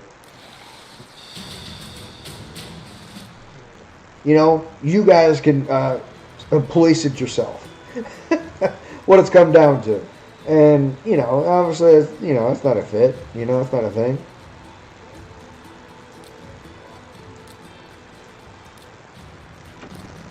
But we can also agree that they've done that in almost all the game instances where, hey, we made it. You guys make it work. You guys figure it out. You guys think was, you know, and they rely on the community to balance it for you because obviously they can't.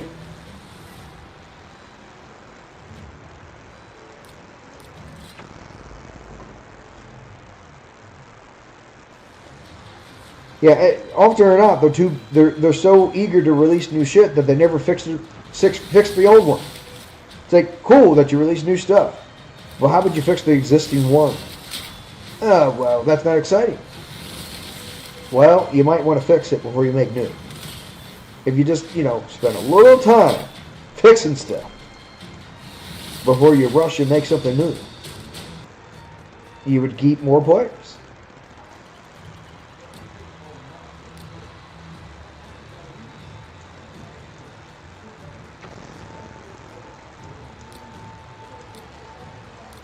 Yeah, like I said, there's a lot of things that are like, you know, like I said, obviously, I spent tons of money. But, it certainly, there's a lot of flaws that, like, like I said, they just,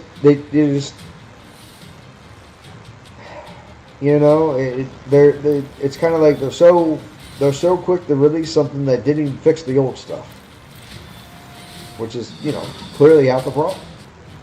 Like, how would you fix some of the existing stuff? Like, I get it. It's not sexy if you fix the old stuff.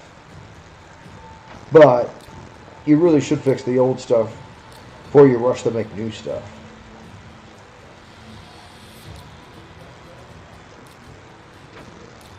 Because not fixing the old stuff, well, it only then maintains to, like, a handful of people at the very, very, very, very top.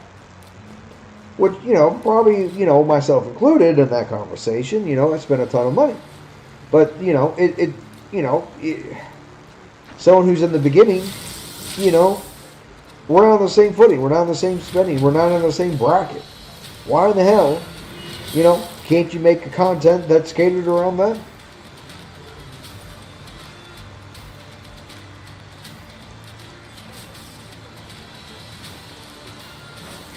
So yeah, like I said, there's some things that clearly I don't agree with. Like I said, don't stop being such an eager to make new content that you don't fix the old stuff. Before you make new stuff, fix the old stuff. It's cool that you're buffing champs. What about the previous other 1,000 champs that stink?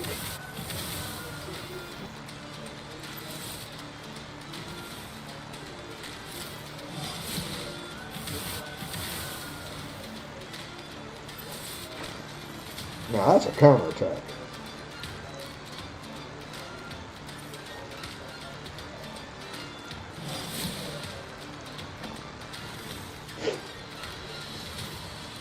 Like I said, that's their issue. They're so quick to release something new, they don't fix the old.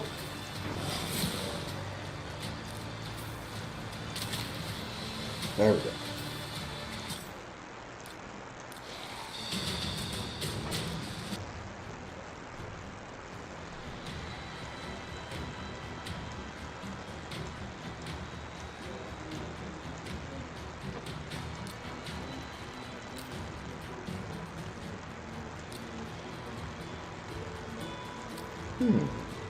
Oh, there he is.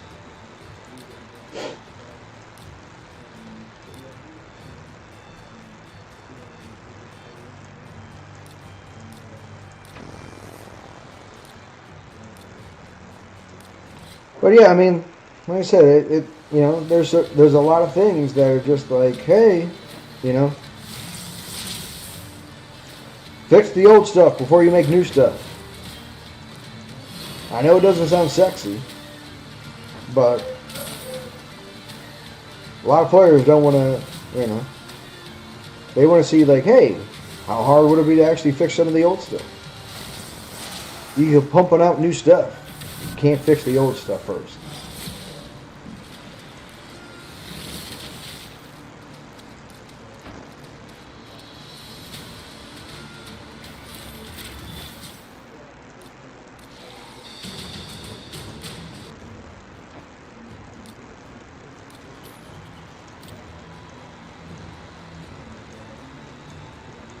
So where's he at?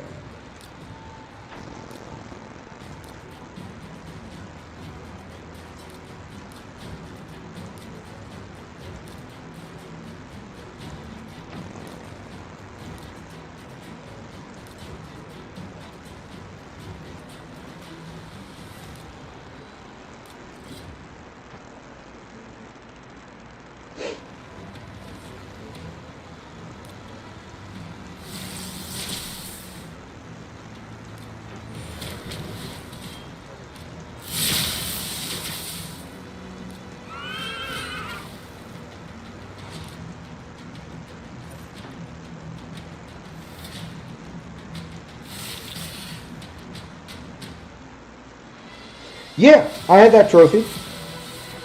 Yeah. I mean, it certainly requires like a particular comp that you 100%. You know, you do have to rely on the RNG that they give you the right champs for it. There's no denying, like Sir Nick and Noel will make that extremely easy. Will make life much easier to do. But yeah, I have that achievement. I've told, I talked to my agent. I was like, hey, if you made that as like a monthly reward, people would do it, once a reset. But since you only do it one time, why would I ever do it again?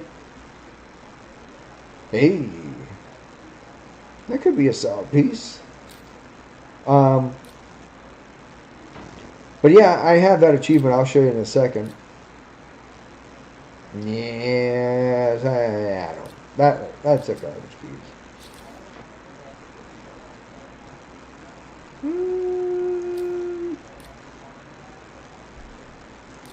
Anything? Can we get lucky? Yeah, I'll show you.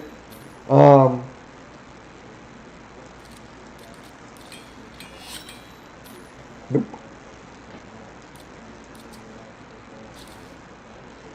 Ooh. I will keep 5-star speed.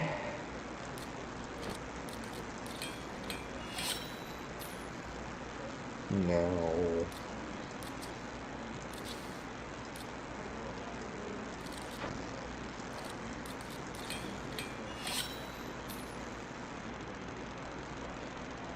Well, let's see what it does. No.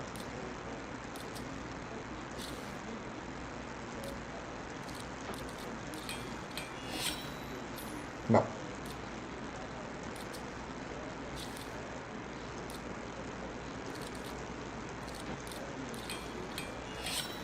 Yeah, like I said, you only get rewarded for doing it once, so it's kind of like, why would you ever do it again?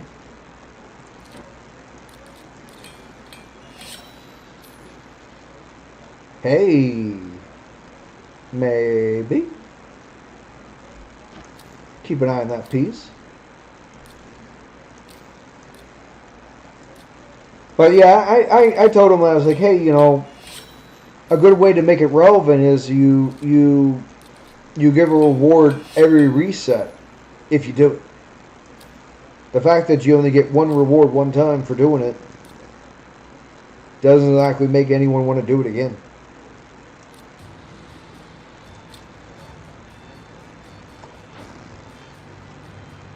You do it once and, yeah, why do it again?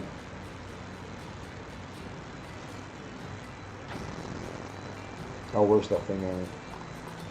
Must have missed it. Yeah.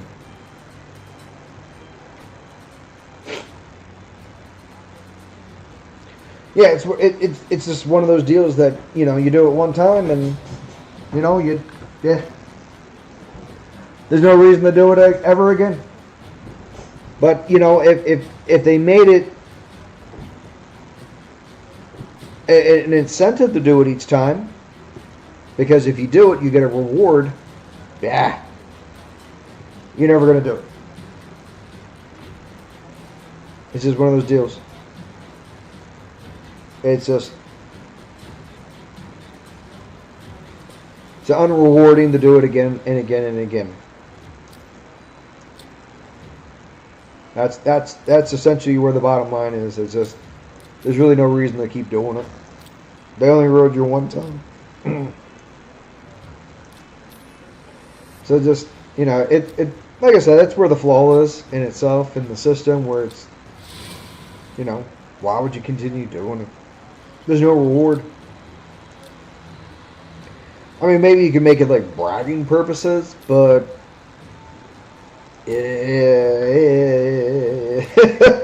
even then, is it really something am I gonna really do it again? No. They didn't make it rewarding in the first place. Why would I keep doing it?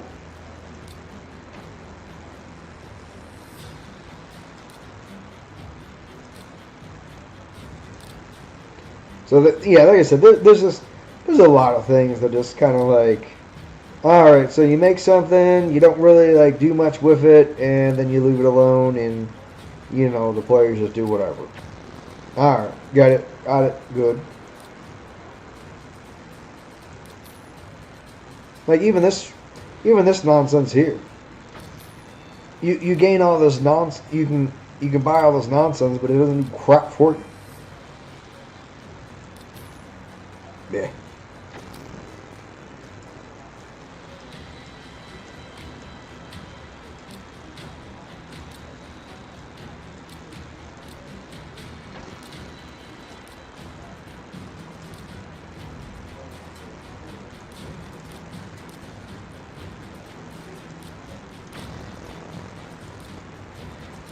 But like I said, if they made it to like each time you did it, it was an actual reason to do it. You might get people to actually bother with it, but it's a one-time reward and only time. Why would you keep doing it? Becomes pretty much a joke where it's like, boy, why would I keep doing it? I don't know.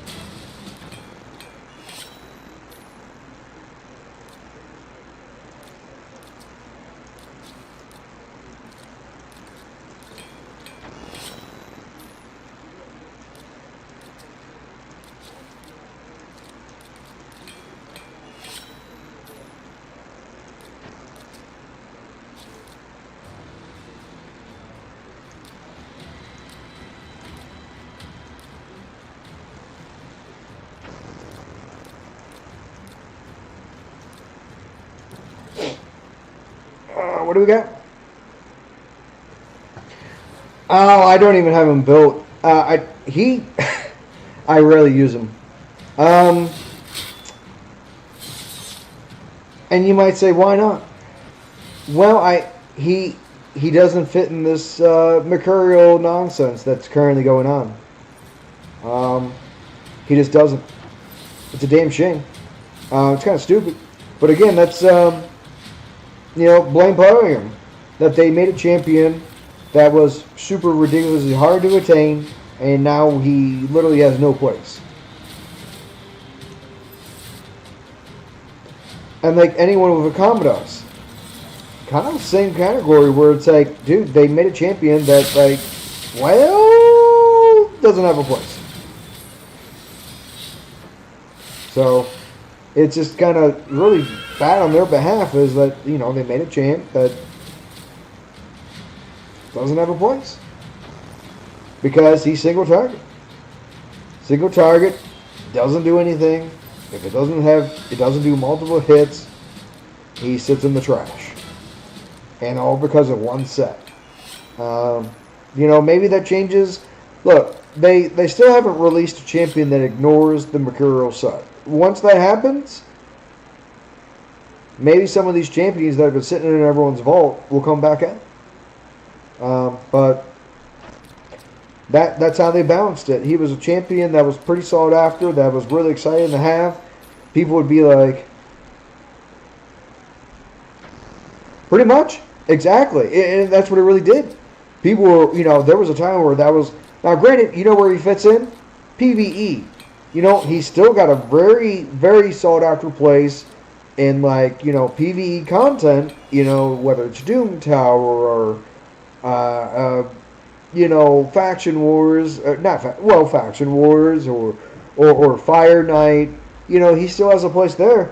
But really, in all fairness, those kinds of content is rather scripted, and as long as you just have the speed tune, you win. PvE is where most of us, that's the only time we take the game somewhat serious. If it's not PvP, then there's nothing to really pay attention to. Like, I'm not going to sit there and, like, it's not PvP, then I'm not interested, and that's kind of the way it is. Like, again, that was their doing. They made a champ that was really, really strong, that everyone wanted, was really looking forward to getting, and then they basically turned him into, well, irrelevant because of one set. One set. Took a champion that was really wanted, and now he's irrelevant as could be. Because you made one change. You made one set that doesn't have a clear answer. How stupid. It really missed the mark. And, I get it. The game changes constantly, but at the same point, you don't take, if you worked really hard or you had to pull a ton of shards and you finally got that cool champ, it had to feel rewarding to get such champion. Now if you get him, you're like, well, fuck, that sucks. Because that's what it is. Right now he doesn't, you occasionally see him, but he doesn't really add anything. Most of the time you're just like, oh, he's a single target hitter,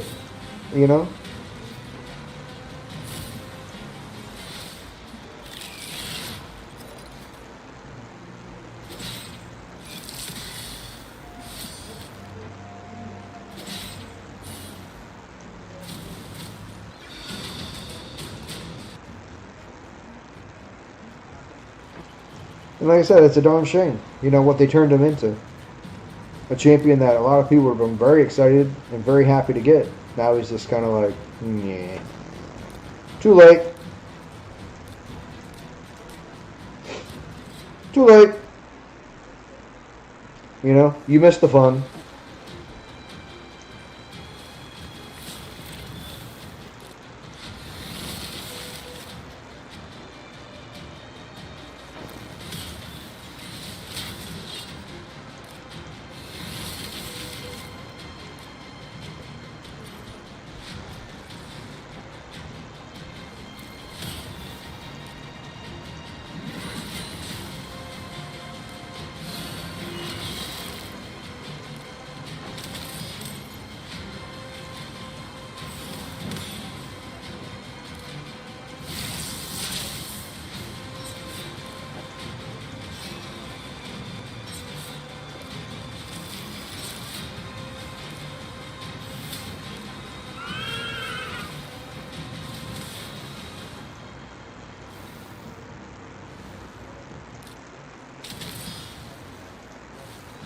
But yeah, it's a darn shame what they've done with some champs.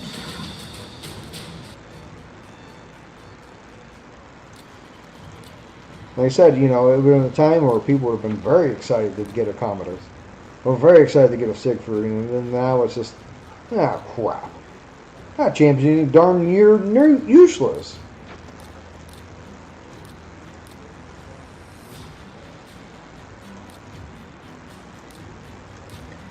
So, that's what they.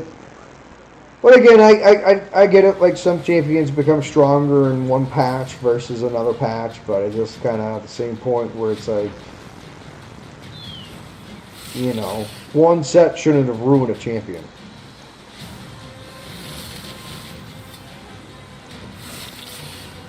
And that's essentially it did.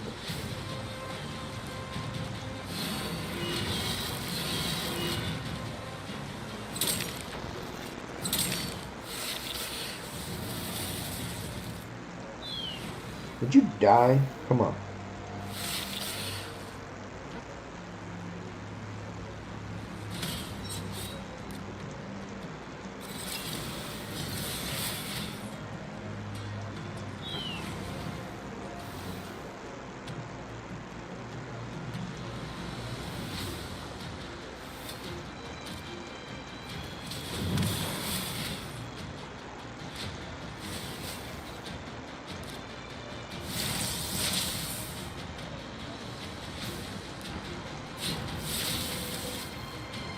Yeah, like I said, I get the, one champ is strong during this meta, one champ is strong, weak in this one. But right now, single hitters just don't have a place. Being hit multiple times, they don't have a place.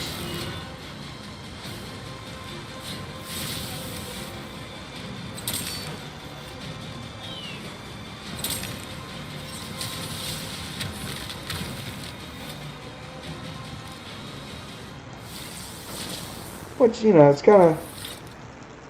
Well, I get it, but I also don't get it,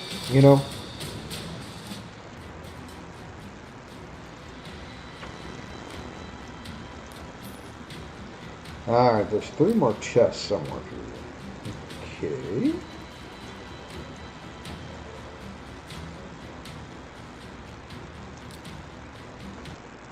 Wonder why. Well, I only have 3 left, so... Where's it at? Well, we'll have to wait until the next time. But apparently there's 3 chests that I don't have. Okay. Somewhere.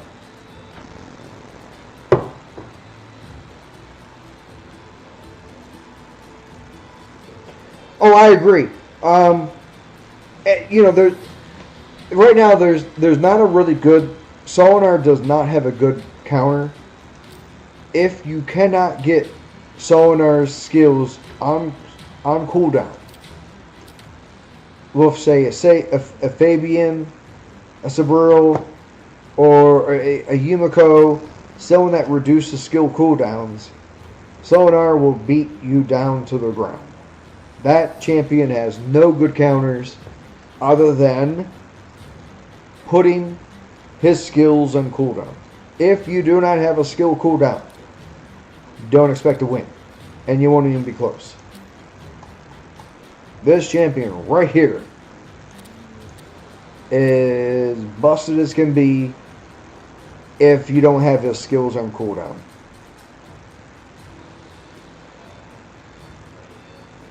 So, all you got to do is pull this champion and don't get your skills on cooldown, and you win.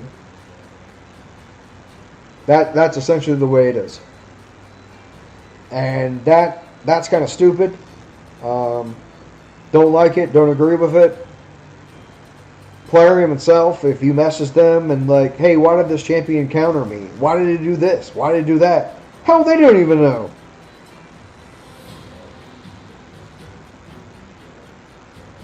Like, this champion just does busted things that has no good counters against. There is not really a champion that says, like, that shuts this champion down other than skill cooldown. If you cannot get his skills on cooldown, don't look to win.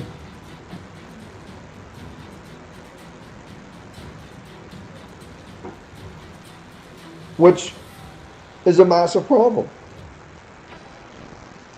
Yeah, he doesn't have a good way to, there's not good counters against him. There just isn't. He's just really super strong. There's no good counters against him. If you don't put his skills on cooldown, I couldn't tell you what to do, because that's what it really comes down to.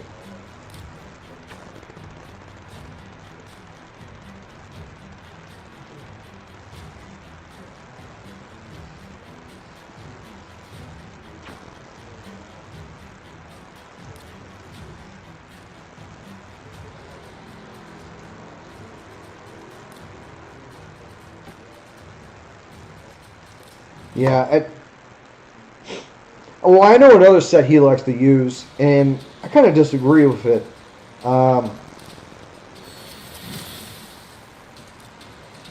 He puts his Nas in 9-piece Mercurial. Dude, all he does is hit like a bitch and just make the match last long. Like, when you put a champion in that kind of set, it comes with a price. and you end up hitting like a big sissy. And I faced that champion before, and it wasn't because he might have won some of them, but he hits like a big sis because that set isn't necessary for damage. It's just for delay and drawing out the battle. And when you put all your champions in it, including your DPS, don't expect to win because you're just going to bore the opponent to death. It's like, dude, you're gonna still lose. You're gonna lose. It's just the amount of time it takes to lose. I'd rather win quick or lose quick versus like rolling it out, rolling on for 5 minutes. That set is not what people. Again, that's a really good example when people put all their champions in it, where it's just like, dude, you're giving up, ignore defense, and you hit like a big sissy. And, it's an absolute damn shame. It's like, dude, let me get this right. You got this overpowered champion and you put him in the shit set. Dude, like,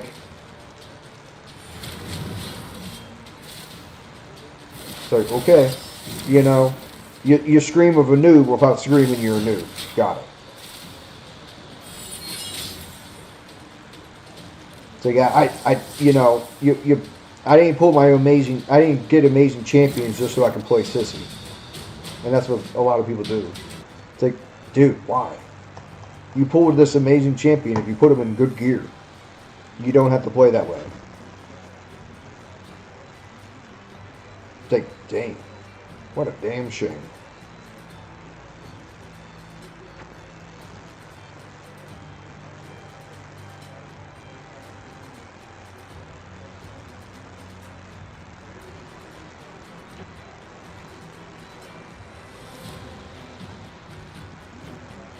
Yeah, I just, look, different strokes for different folks, but the Mikuro set is the set that's meant to drag the fight on. Not to win right away. Anything like that. And either win or lose quickly.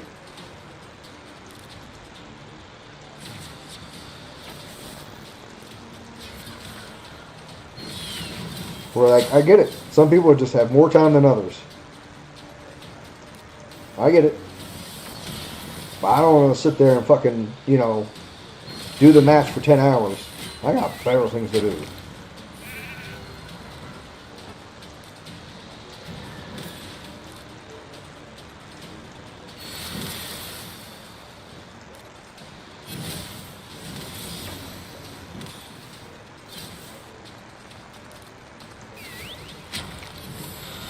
Like I said, this is another example. This guy, his team is completely in the set. Real no threats. He's not hitting anything hard. It's just wasting time. Wasting my time.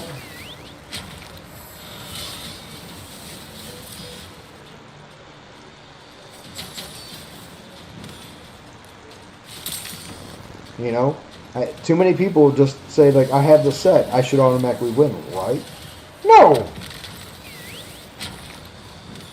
If anything, you should automatically lose. It's like if you're the goofball that has to put all his champions in this set to even like remotely win, then no, you shouldn't get anything.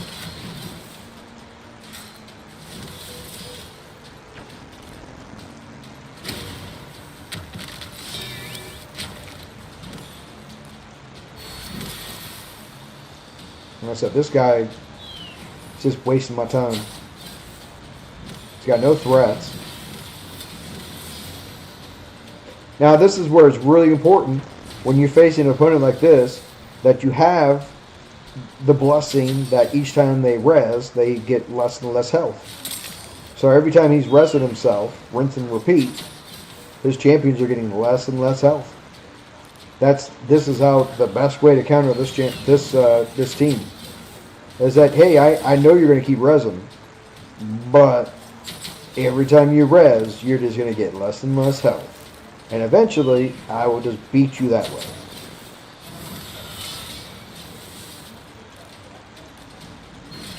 But like I say, I would love, this set should not continue to give stacks. Um, it should, but it shouldn't. Debuffs should be included. If I hit you with a debuff, you 100% should lose a stack.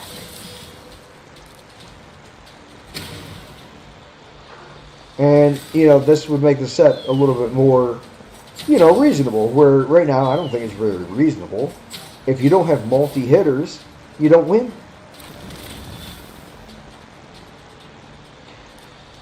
Yeah, I mean, hey, I like that approach in the fact that it's hey, either I win or lose quick. And, I personally like that approach. I either lose, or I win quick, or I lose quick. Running out the damn match. Man, I don't got time for that. I want to either win quick or lose quick.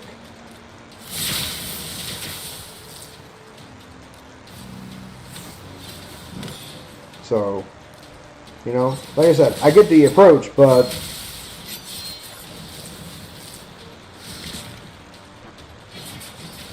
yeah, that's all right. I have a dedicated team that beat the Turtles. I didn't take the time to actually change it. That's all right. But, like I said, I'm not a big fan of the set. I think it's turd balls.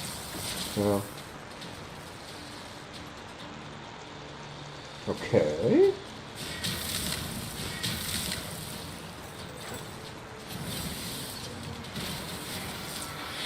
I should have used my dedicated team. That's alright. I might lose this one. Yeah. I'm not going to wait to pull off the miracle with it. Because it doesn't have any kind of yeah, that's alright. But like I said, I don't really like the set. Oh, what is the team? Let me see if we can find another Turtles team. Yeah, I got a dedicated team against the Turtles, and it's it's undefeated. Let me run these and see if I can come across it. So, the Turtles, right? The number one thing how to beat the Turtles is a combination of things. Either A, number one, block damage, right? If you take no damage, they can't hurt you, right? So that's number one. So it's a team of block damage. And I essentially get them to kill themselves. Because every time they hit me, they reflect the damage back. So that's the most effective way of beating the Turtles. And it doesn't require putting any of their champions on cooldown. It's block damage. And they reflect the damage back and kill themselves. That is the number one way to beat the Turtles.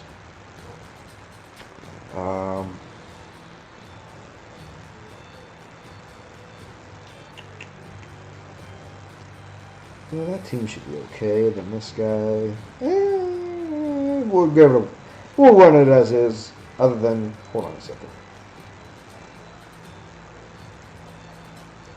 Let me get my Predators in action.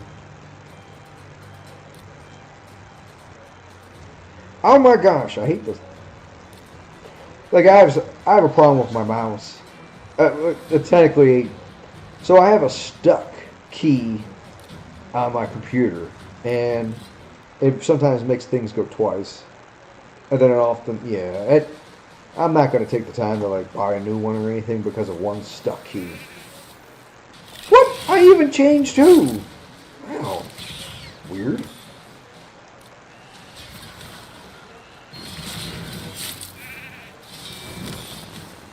Very strange.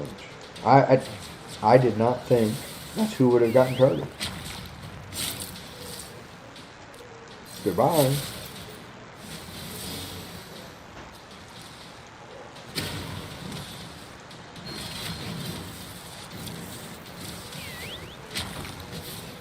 Yeah, that's a good example. He killed himself.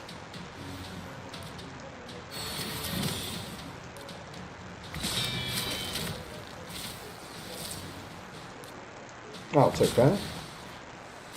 Thank you.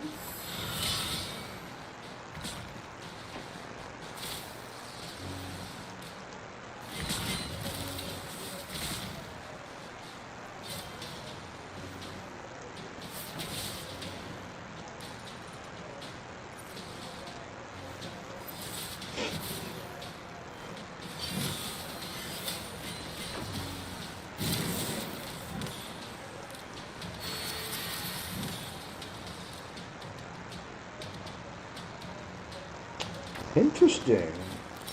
I would not crit in that situation. He was too fast.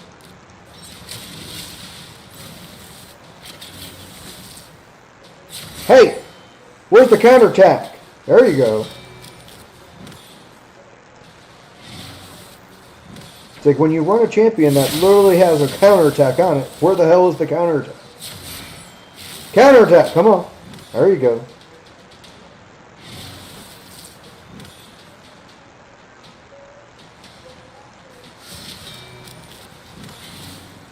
No. Again, where's the counterattack? There you go, baby.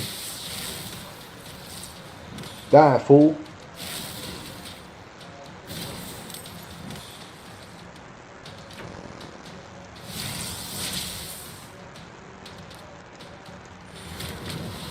Ah, he's toast.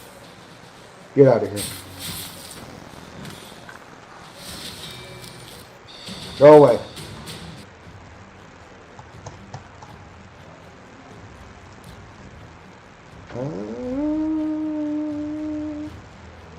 Okay.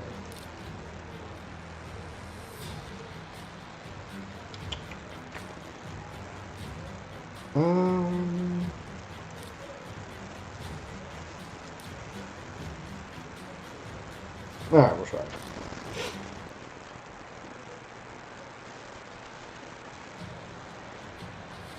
But yeah, it essentially I use I used the new dwarf Hyvie, Nas, Tormund, and Grawl. So the team essentially is all block damage, and anytime they hit me, I take no damage because I'm under block damage. Granted, you know, not everyone would be able to do it, but that's just how I do it, you know. But that team has been undefeated against the Turtles. You know, the Turtles, you know, are a pain to deal with if you don't have the tools. But number one, block damage. Turtles don't do anything. And I would also even say that the Turtles, outside of that, don't also have any accuracy.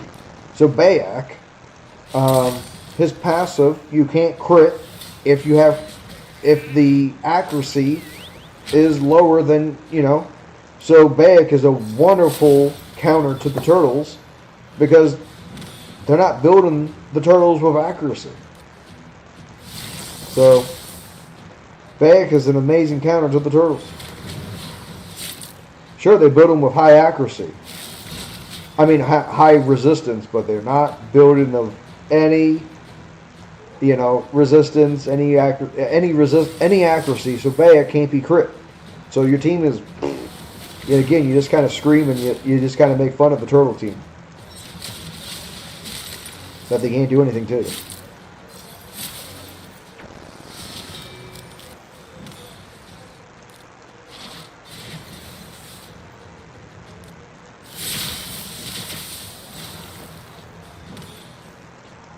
Oh, aren't you something?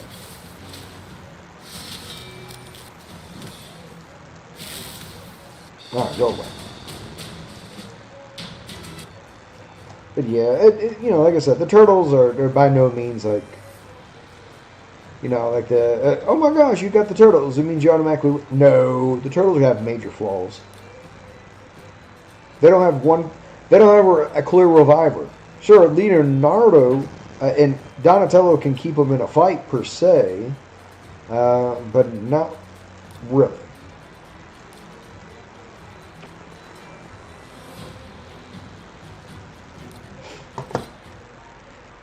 You know, as long as you can get one dead, for the most part, the turtles became really, really tame.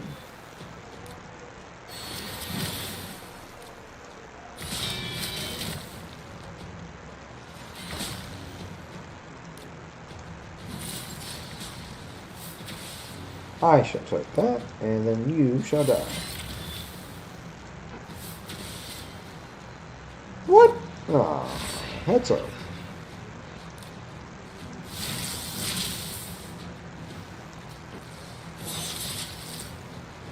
Hey, that works for me. I'd rather actually draw this out. There we go. Plunk.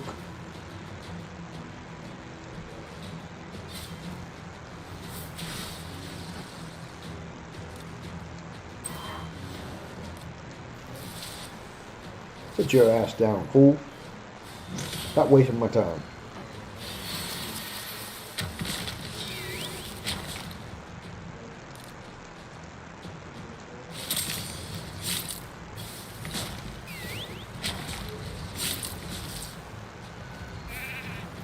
Yeah, that's what I thought.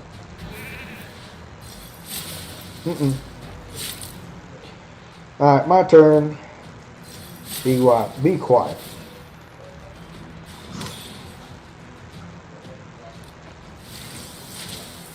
Again, look at this shit. Team of that set. That's it. Nothing more. Just a weenie. Just a weenie with the set.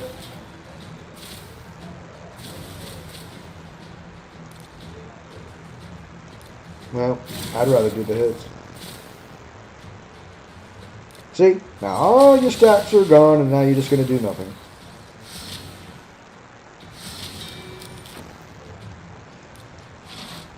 Like I said, too many people rely on that set, and it doesn't do anything as long as you know how to. As long as you have champs, then you do multiple hits. Your opponent's screwed. That's the only thing that set's good for, is hiding behind a team that doesn't have multiple hits. You got multiple hits, the team's done.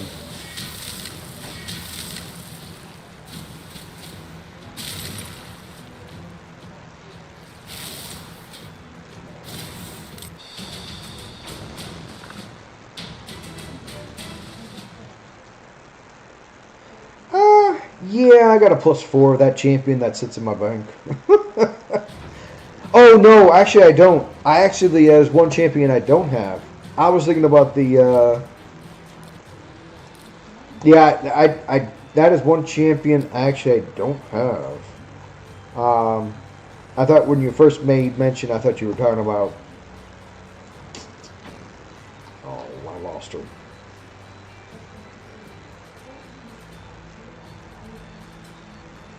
This one.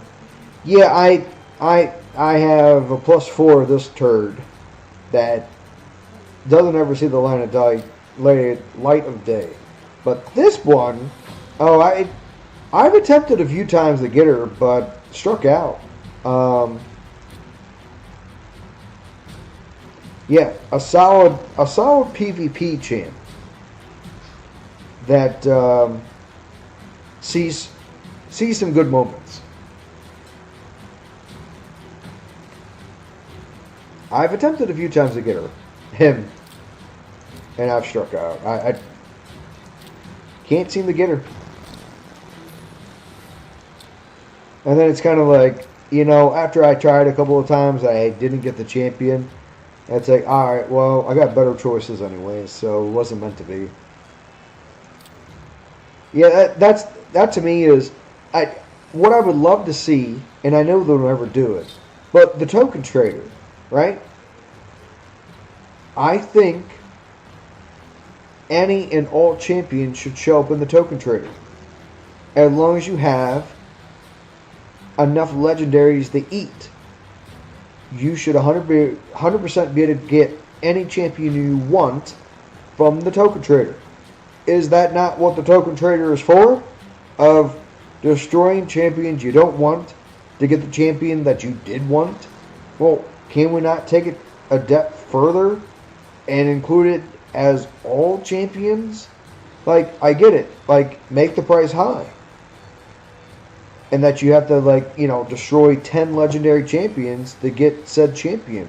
But it would keep people, engaged to be like, hey, I'll be able to get Solinar. I just got to destroy 2 more legendary champions, and then I can redeem that champ. Whereas the current system, you can't. Like, you can get thousands of useless champions that, so-and-so champ will not drop. Well, isn't that what the token trader's for? Shouldn't I be able to get said champ? Dude, the token trader? That's the whole point. The token trader. No. Nope. So like I said, there's a lot of things that that should be greatly improved. That, why the hell, isn't that what the token trader is for? That you should be able to get a said champ in the token trader? No. Apparently. So I mean, I don't know. I'm not really sure. Like I said, I think it's one of those deals where they definitely miss the mark. Where that's the whole point of the token trader. Is that, hey, I have terrible luck, and such champs don't want to drop, but if I redeem enough champions, I can get the said champ. At least there's still incentive of trying still, because, hey, I'll be able to have enough, tokens to redeem such and such champ, even through my terrible luck. That's a system that actually rewards to continue the try. But, it's not something they think about. Not something they do. But, yeah, I can't see why, a champion just, if you get enough of them, if you get enough useless legendaries, there's no real reason why you can't get the champion you want.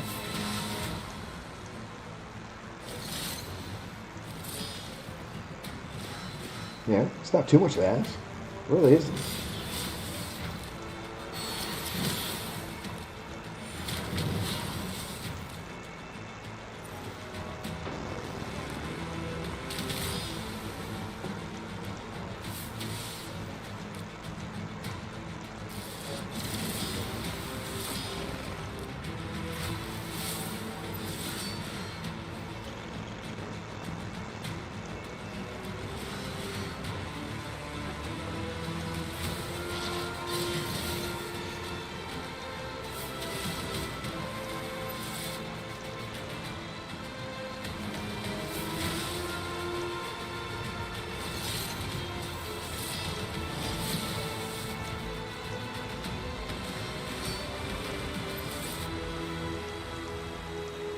But yeah, that would be something I would love to see.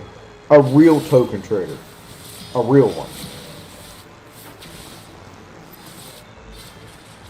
I think, like I said, I think any champion ought to be attainable through the token trader. Now, it might depend how many it takes to get said champion, but it should be there. Like I said, for me, like, there's nothing worse than, like, there's an event for a champion, with a progressive chance, and despite being maxed out, I still can't get said champ. Where clearly it ain't dropping. Like, that was the other week, there was a Teox event. Dude, I must have sold 10 legendaries. None of them were Teox. And it was just like, dude, come on. Like, how many legendaries do I gotta pull until Teox drops? And I was like, is it working? Is it on? Like, what the hell? It didn't matter how many I pulled. Teox was not dropping.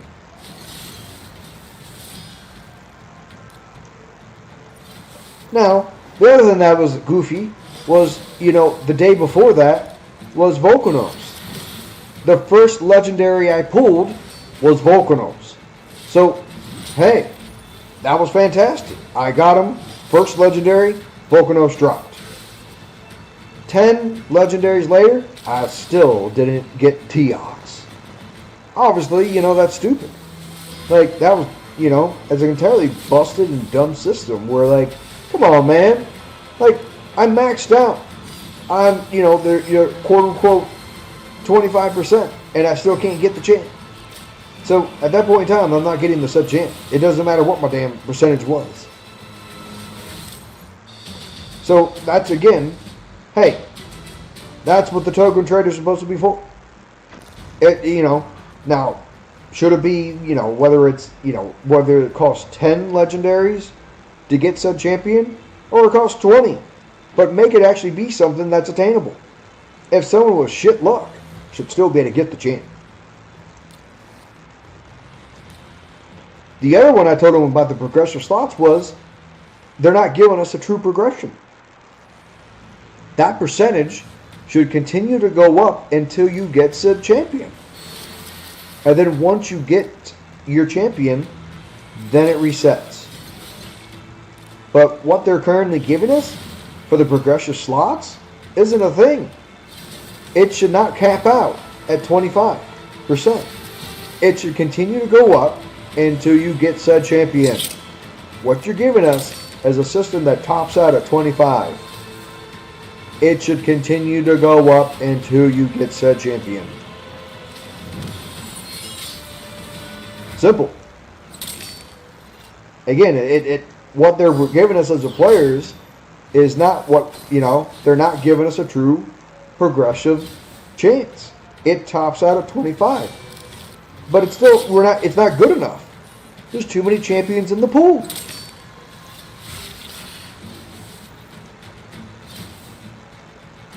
That ought to continue to grow until you get it. And then that actually is rewarding. Because then, hey, I'll eventually will be able to get that champion. It just might take me hitting progressive, 6 times. But I'll at least be able to get it. Hitting it 10 times plus and you still can't get it, that's a system that's not working.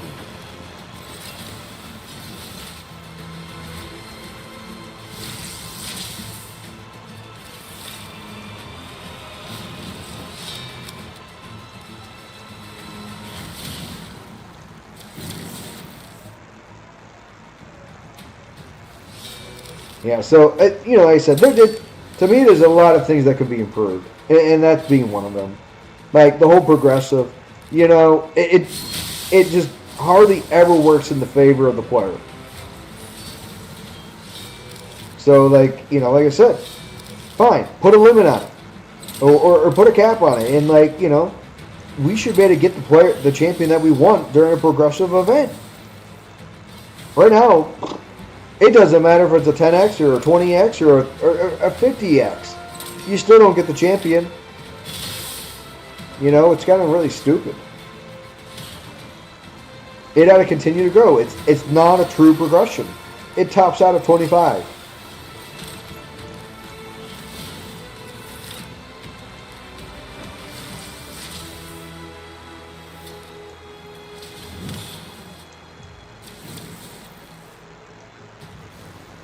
So, like I said, if you pull enough of useless champions, you can trade that in to get the champion that you actually wanted. That and all of them should show up in the token trader. It just all the number depends on how many you took. But that champion that you're trying to get should be in the token trader. That's what the whole point of the token trader is for. Because right now, doesn't serve a purpose. Because they always put most of the time, 99% of the champions that do show up is the most useless ones. Yeah, go ahead, man. Now, if you're going to try to sell me some bullshit on Discord, I'm going to tell you right now to save your shit. Because no, I'm not going to add you on Discord. No, you're not going to try to sell me. That kind of thing. I'm not going to buy into the system because I know exactly what you're going to, that next sales pitch is.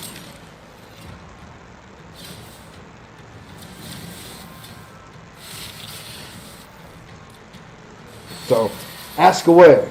Just don't ask me to add you in Discord and that, you're going to try to tell me how I can improve my channel, use overlays that you're going to charge a fee for. Please, save that for someone who doesn't understand what you're probably going to have. Because no, I'm not going to pay for it.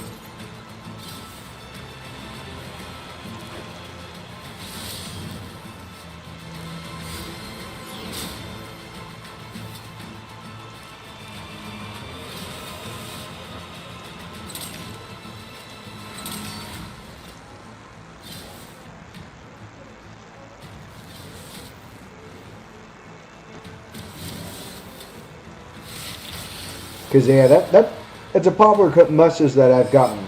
Is hey, can you add me at Discord and I can help you out with your channel for a price.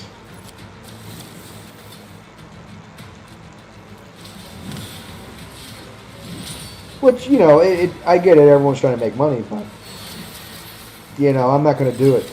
You know, I'm not interested in paying for something that you know. I pay enough. I paid enough for other things. I'm not going to pay for that. You know? Especially on, you know, I just started streaming on here. So I'm sure as hell not going to be like, sure, sign me up for everything possible. No, I'm good.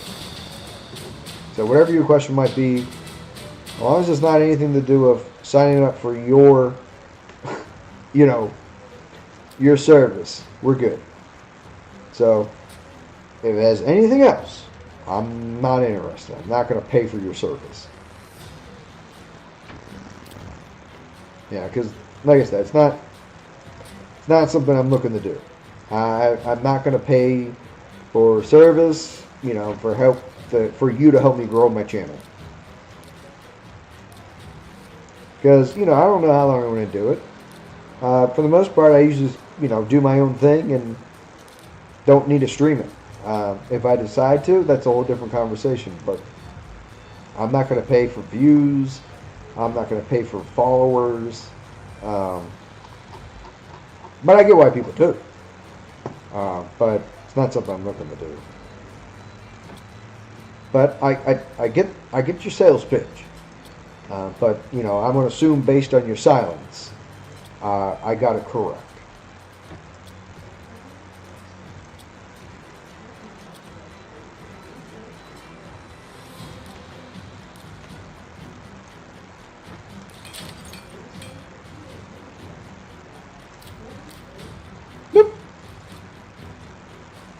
I don't know why those does that, man.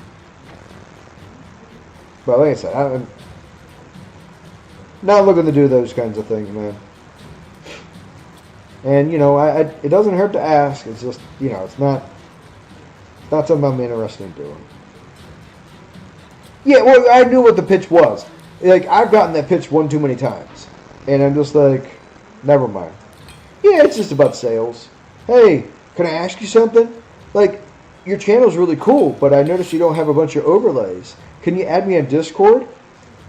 And I can help you with that for a fee. You know, you know, for a fee. Oh, okay. Well, you know, so you know, one, I don't like adding people on the Discord because next thing you know, they're blowing up my shit. They're sending me, you know, a ridiculous amount of messages. You have no idea. I have like all my Discord channels on mute, so I don't have to hear anyone. Like, there's a couple channels that I don't, but like 85% of the channels that I'm in, mute. Like, I don't want to hear them.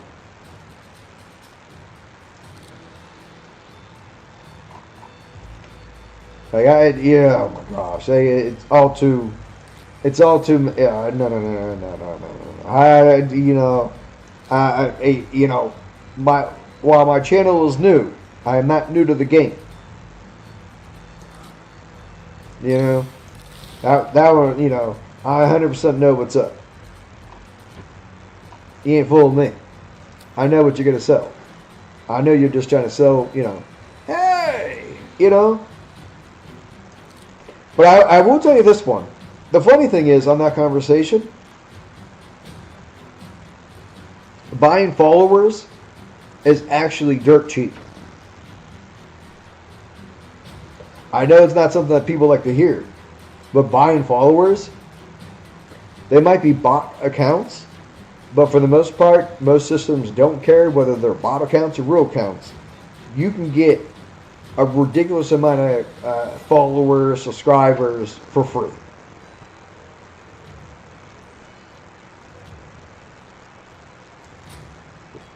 Alright, the word isn't free, but dirt cheap. That service people would sell for followers, oh my gosh. Dirt cheap, dirt cheap, dirt cheap. It is unrealistically cheap. Really is. And maybe that's a problem in itself. That, should it be that, should it be that, so my account, let's see. That's in the raid card.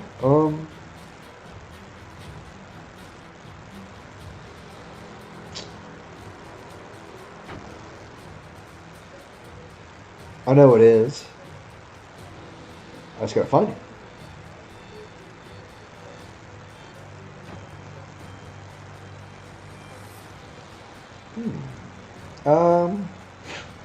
Which one is it?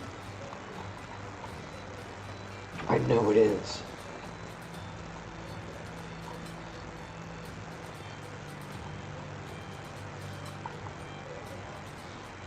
I know it is. Or I thought it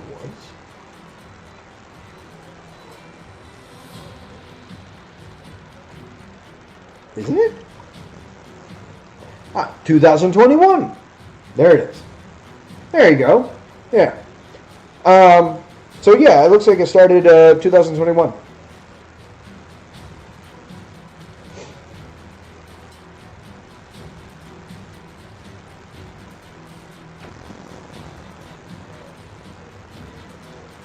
Now, did I play that entire time through 21 to now? No.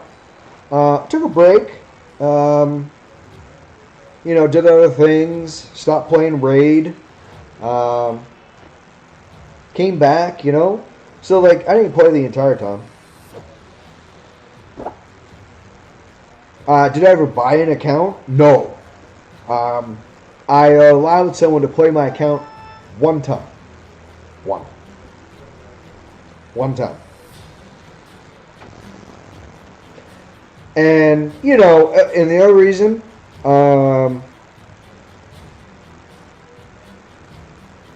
I wasn't available, so they did something.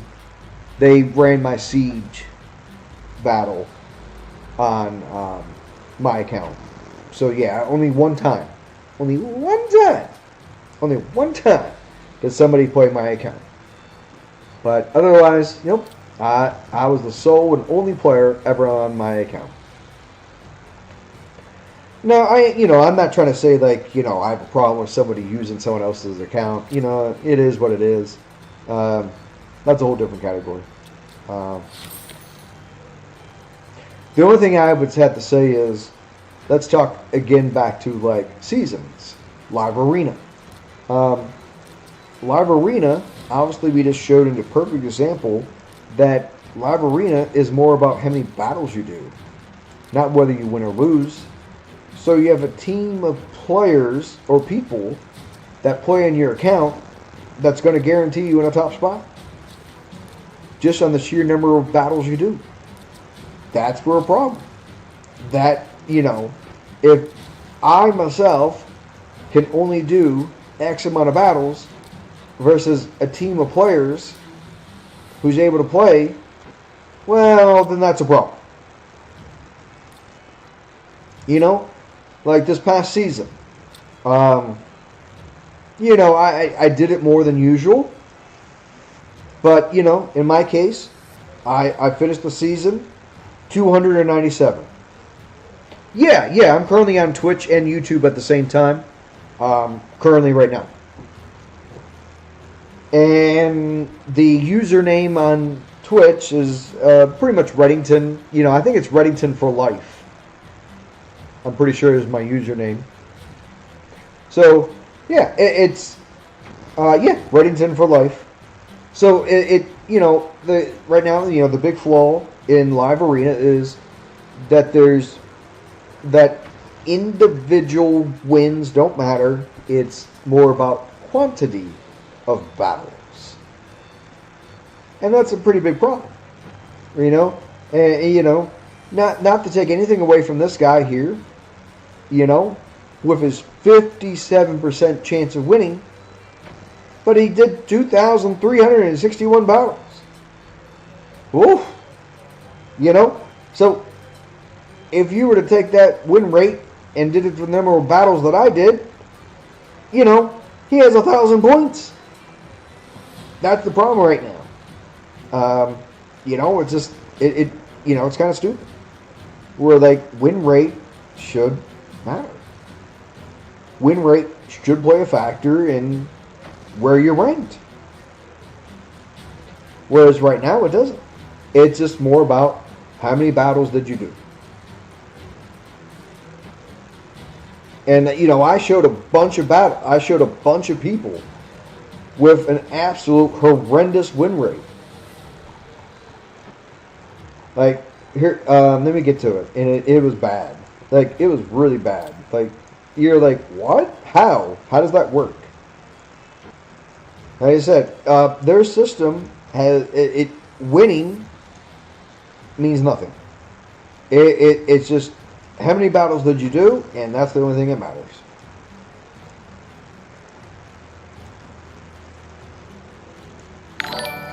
And, you know, like I said, somebody can make the argument that, well, maybe, you know, is it their fault that they don't have as well as a developed account as yours?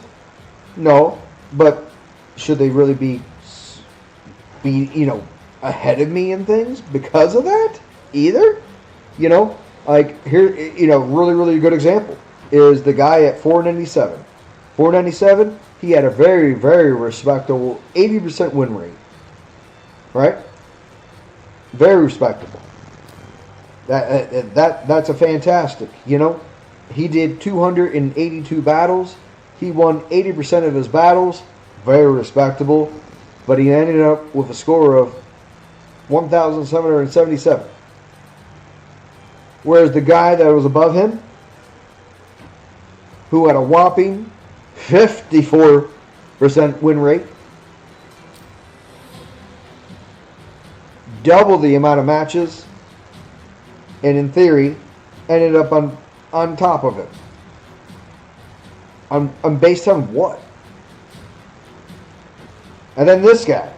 Here's another really good. Here's a perfect example. This guy, who's got a less than win rate than 50%, literally means he loses more than he wins at 49%.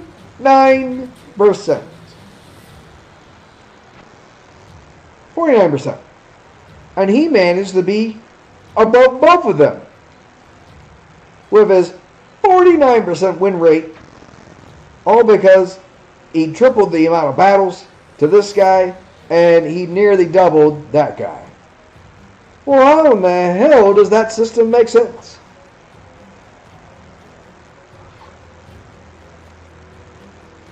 So it's a really bad. Yo, I see you. It's a really bad system. You know. Yeah. You know, that's what I mean. You know, hey, I get it. That's the best he can do. Let's say, right? That's the best he can do. I'm all for it. Hey, there isn't really a problem with that. But the problem is, should he be placed higher than this guy with the 80% win rate? All because he did 3 times the amount of battles.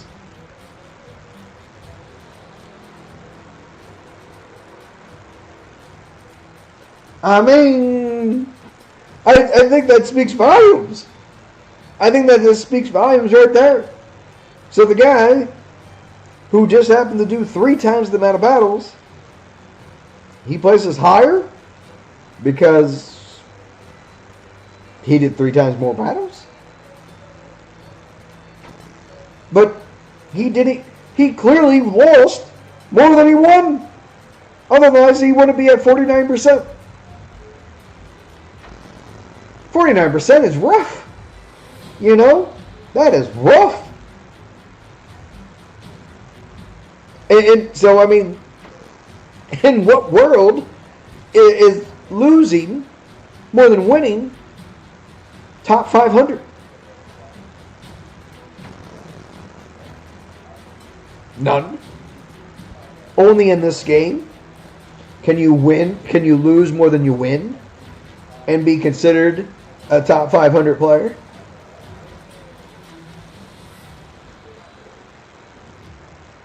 You know? Clearly it's not working. This system is not working. Clearly.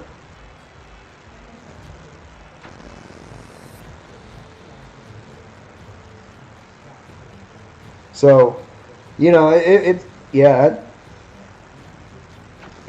definitely a system that, you know, that is not working, man. That is not working. Definitely not. It is not working. It is definitely 100% failing. And you know, it clear as day. It's not, you know, it's really bad. It needs a serious overhaul in its current state. That it's bad. It's a really bad system that needs a lot of TLC. Because in its current state, it's no good. It just isn't. There's no denying. You can't sit there and tell me it's a good system. That, you know, you're losing more than you're winning, and you're ranking higher than someone, all because you did more battles. It's not a very good system. So you know, it hugely needs some TLC because it is definitely not working in its current state. It's bad. It's a bad system. It needs huge improvement over its current state, and that's you know, that's my mindset. And you know, it would. Hey, I will sit there and discuss with someone who thinks that the system is right. I'm for it. Hey, let's talk about it. But I don't think you're going to find anyone that says, yes, I think losing more should in fact make you in a higher rank. Yet no one's gonna agree with that said argument. Like, you're gonna be off your rocker if you think it does, because it's not an argument that makes any sense. You know, it's gonna be like good luck trying to find someone who's gonna say, yes, I think that's a very reasonable argument. That, you know, as long as I do more battles than you, I should place higher than you. Based on what? Like, why should it? Like, in what world does that make sense? None. You know, there is no world where that statement makes sense.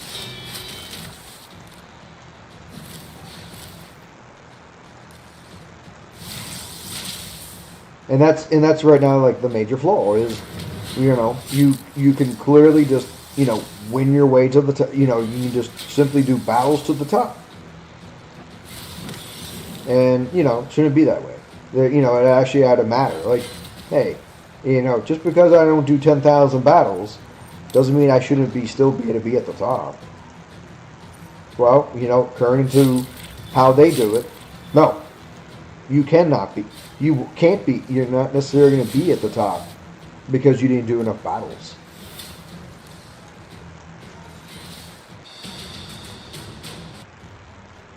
That's where, you know, as I told others, I would like to see, like, win rate play a factor. So there ought to be an end of a season win rate multiplier where they take the amount of points you've earned and then they take your win rate, and between the two of them, what your win rate is, that multiplier, what's your percentage to the number of points you had, equivalents to how many actual points you acquired. win rate would then actually matter. So, you're a guy that, just, I don't got the time to do 5,000 battles. I actually can place at a reasonable rank. So, like I said, I would love to see like something like that. Win rate multiplier. Whoa! Ouch. Well, that's probably an loss. He was a fast little fucker.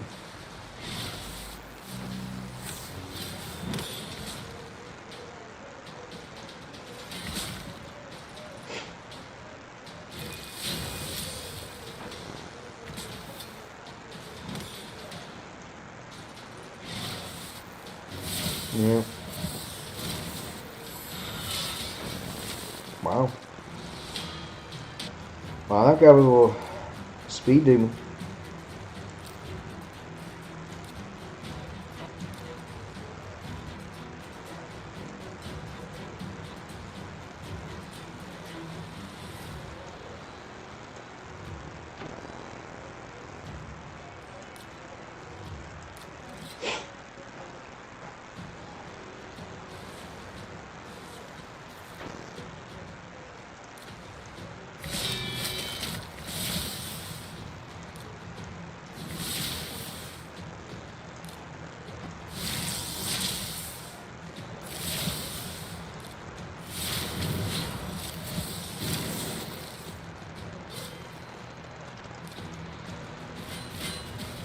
But yeah, even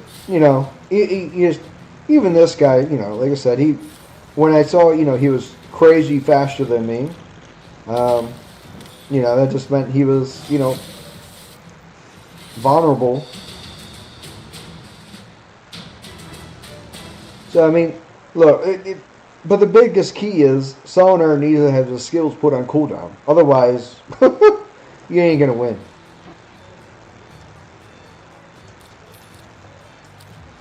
That's the one thing about that champ, is that if you don't put his skills on cooldown, you're toast.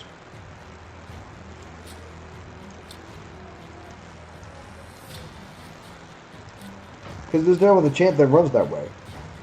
There's no other champ in this game currently that you just have.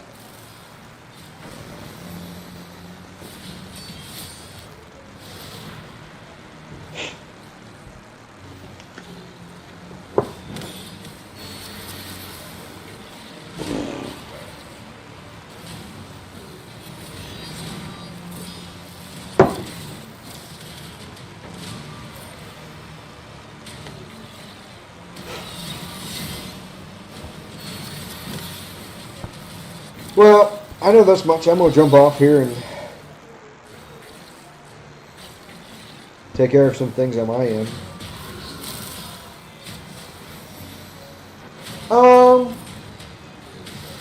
Carnage. Yeah. I have a tough time of putting in the... Like, who would I replace him with? It's kind of my... Like...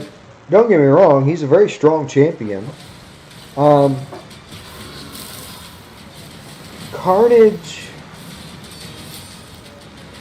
he's an RNG champ.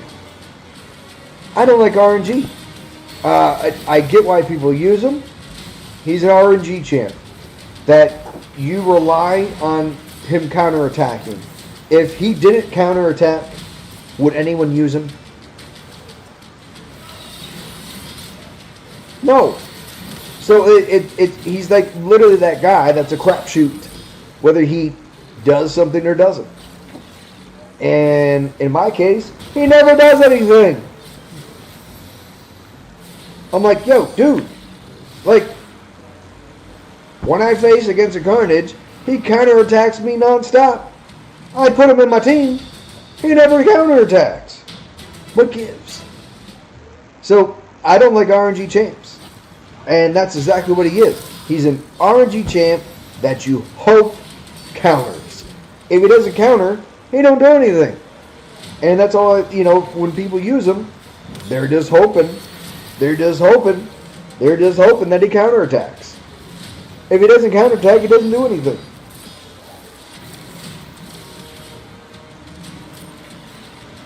So, I'm not a big fan of the RNG champs. And Carnage is a perfect example. And even, like, when people use Odin. Look, people aren't using Odin because he's good. They're using Odin because they're hoping his passive triggers block damage. Again, RNG. He's an RNG champ. I don't like RNG. And don't get me wrong, I could pick that champion, and then all of a sudden, I'm using the RNG champ, but I'd rather deal with sure things. I get that champion can make or break a fight and swing it in your direction, but you can't count on it, can you? No. I don't like dealing with RNG. I want a guarantee thing. If that champion is the counterattack, he should counterattack. At 50% chance of counterattacking, well, why is it when I use it the counter, he doesn't counterattack? Why is it in my 50% at 50%?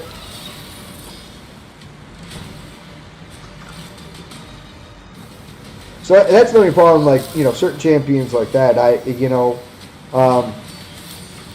I don't use.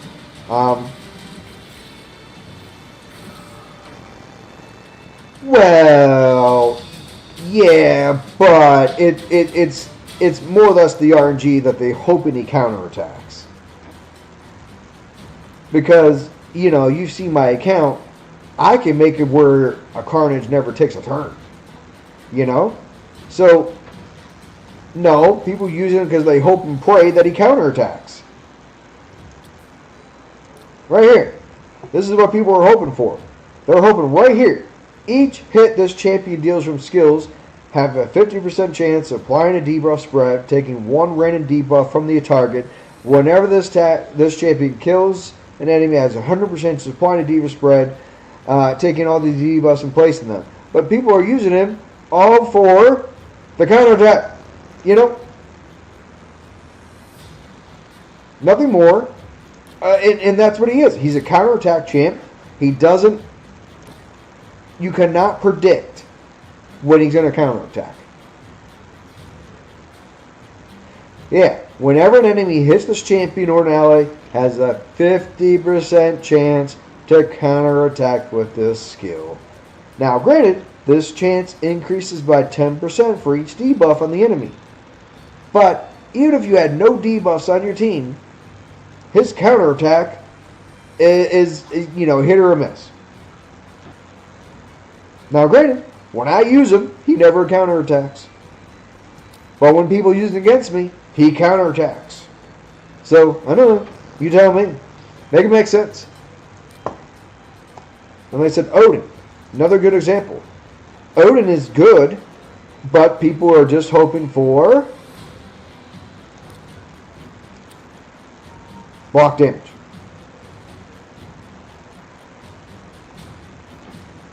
They're not sitting there hoping and praying that, hey, yeah, I know when the 9 turns is going to take place and I'm going to be able to have block damage. The hell you do. No, you're hoping and praying. I put Carnage and Odin on the same level of playing field as RNG. RNG is not a skill, it's luck. So, that's two champions that, don't get me wrong, I have. I have their 6-star blessing. I have them, all that nonsense. It's just, RNG.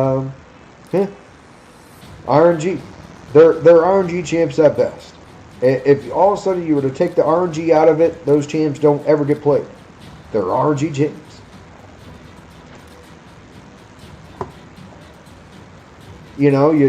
They're sitting and hoping and praying that the passive triggers. Otherwise, they don't really do anything. No one's sitting there counting 1, 2, 3, 4, 5, 6, 7, 8, 9 turns. The hell they are. No one's counting that shit. They're RNG champs that you hope and pray that might trigger. They're passive. Otherwise, they don't get much play. They wouldn't. And you know, I don't like playing for RNG.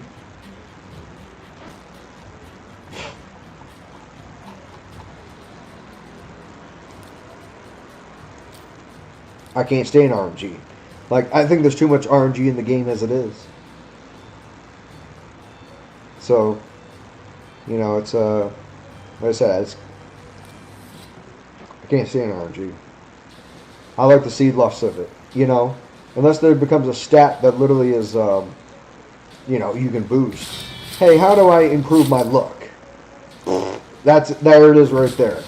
It's a luck stat. Should luck really be a stat? No. Luck should not be a stat.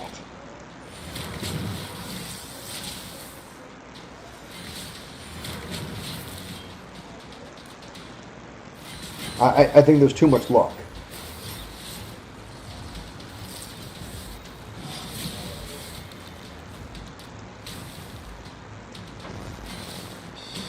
Yeah, luck is not a stat. That is not something you can control, nothing you can boost. There's no, you know, it's a flip side of the coin, essentially. I don't like RNG champs. It either it does or it doesn't.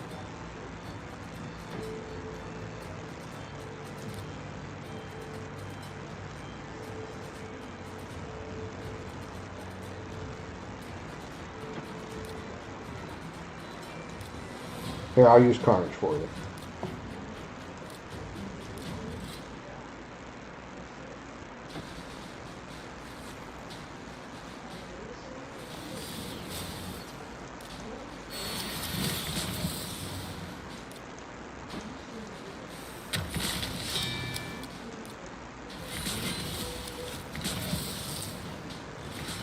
But I said, I haven't got one single counterattack out of Carnage. So, you know, hey, you know, again, why isn't RNG doing anything for me? Nothing. No counterattacks, no nothing, no nada. He hasn't done nothing for me. I didn't see one single counterattack. So that you know, perfect example. No counterattacks. He did nothing. He did nothing for me. Zilch, nada, none. Did nothing. That was a perfect example. This is why Carnage, I don't think, is a very good champ. That counterattack. He didn't counter. Nothing. You know, it's like, whoa. I thought he was supposed to counter. Nope. Nope. Nope. No counterattack. He didn't counterattack. Nothing. He did 0 counterattacks. And in fact, he was a liability on my team.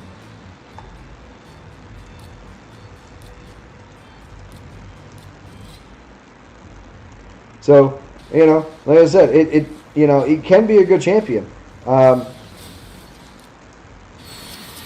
If RNG is on your side. And that battle I just had, he did nothing. So, you know, why would I use an RNG champ that contributed nothing to my team, that did no damage, that did no counterattacks, and he contributed nothing? He did nothing. 0. Nada. So, now I don't like using an RNG champ. There'd be no reason. Why would I want to use an RNG champ that might do something? You know, and that's what it basically comes down to. So, you know, I'd rather deal with a champ that, hey man, if that's an, you know, if he's supposed to counterattack, then he better counterattack. He didn't counterattack. He did nothing. He did nothing to help me win or lose. He didn't counter. He didn't do his attacks. He did nothing. So, you know, just kind of, you know, like, damn, dude, so what was the point of that champ? Oh, I forgot he was a really fast guy. Yeah. I have a team just for the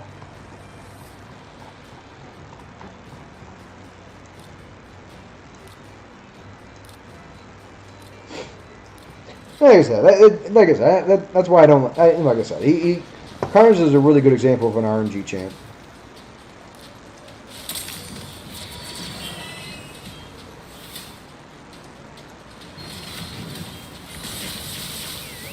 Pop.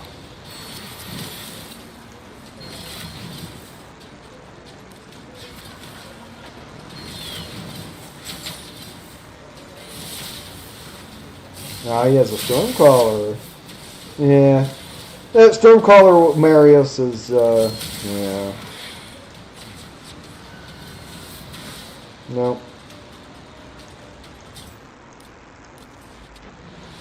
Probably the only other thing I would say is, let's see.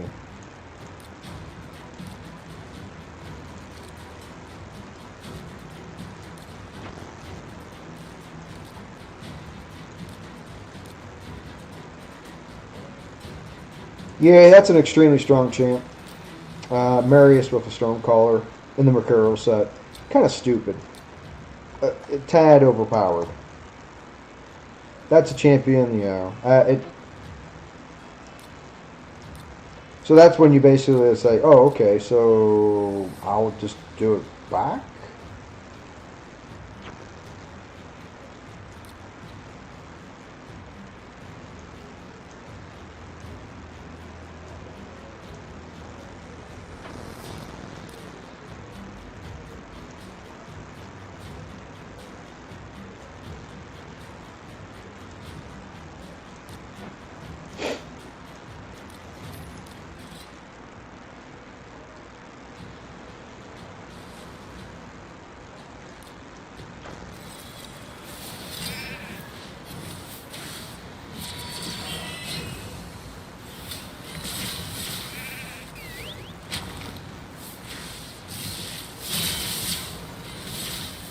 Mmm.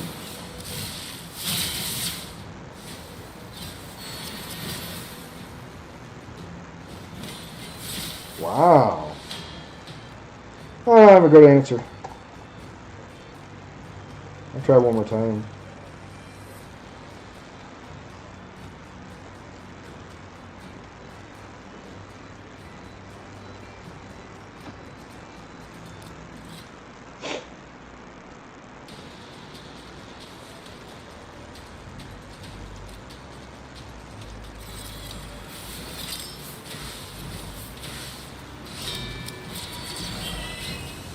Yep.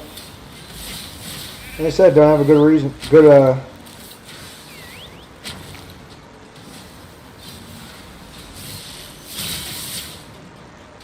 Yeah, they got, like I said, they got the sheep going. They got the right debuffs and the right RNG on their side. It's, like I said, it's kind of, that's, like I said, right now Stormcaller Marius is super strong. I would probably even make the case that relying on him probably isn't the answer.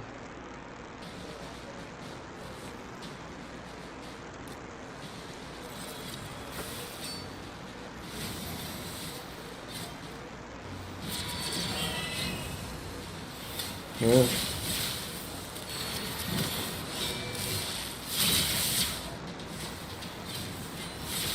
Yep. Yeah. Well, have a good explanation. A good,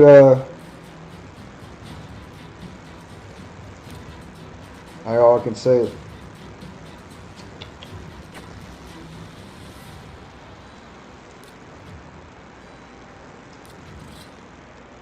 just try to boost the damage even more.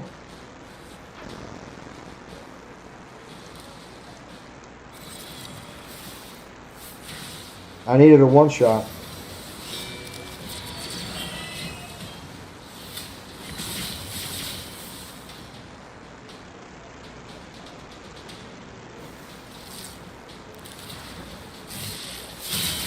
Yep.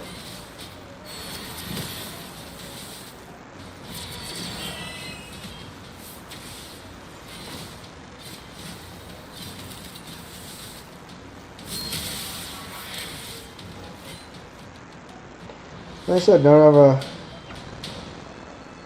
How? there really isn't, like, I would almost argue that if you don't put his skills on cooldown, I would almost have to say you don't.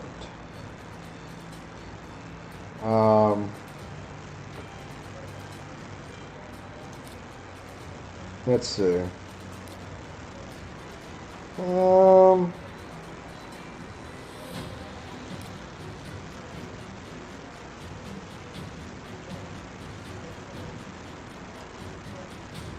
And that's kind of why I argue that debuffs should remove a stack.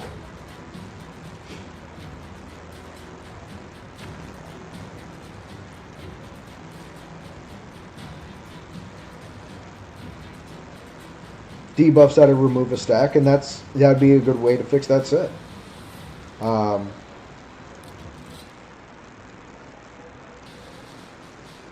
Because if you don't put him on cooldown, well, he just runs rapid.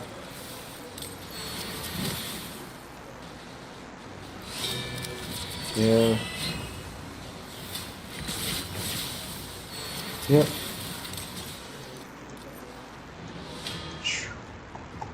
Wow.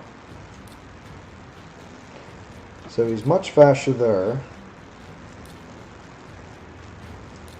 Like, despite, you know, like, I can't one-shot him.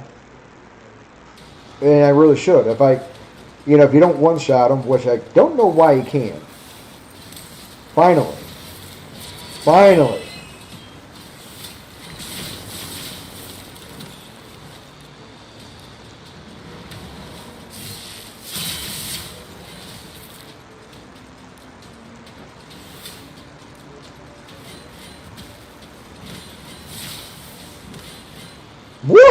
What? Holy smokes! Like, what I mean, like, even then, I had, like, I don't know how many A2s he got off, which is, like, busted as could be. It's like, holy smokes, like, why did he get so many A2s? Like, there's, like, no freaking way he got that many.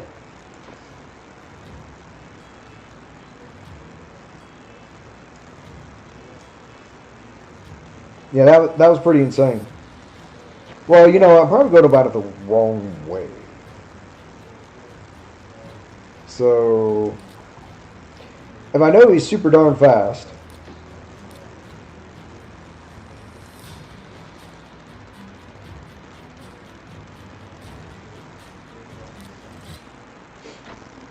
I would say this guy, Name would be a really good, you know, counter.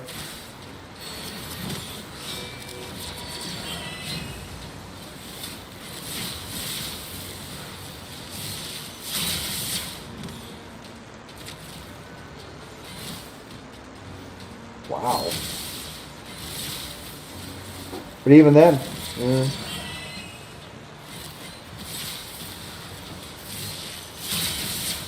I say I would.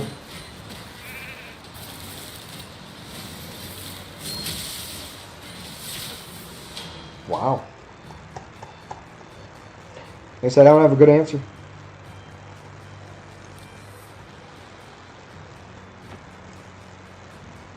I would say maybe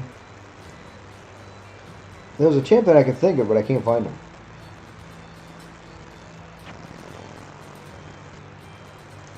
Like, where is he? Like, I know who he is, but I can't find the damn champ. It's not showing up.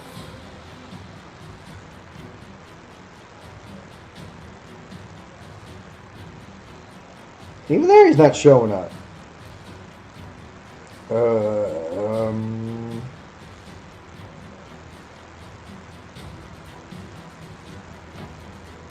I know he's a dwarf. I swear it is. Oh, there he is. Like, what the hell?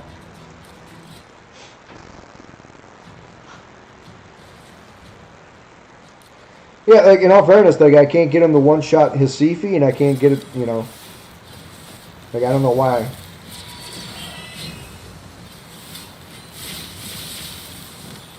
Yeah. Like, I can't get any of my champions to, like, do anything.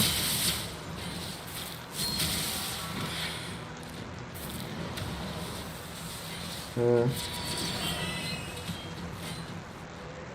you know, like I said, I can't find a champion that's good in the first slot.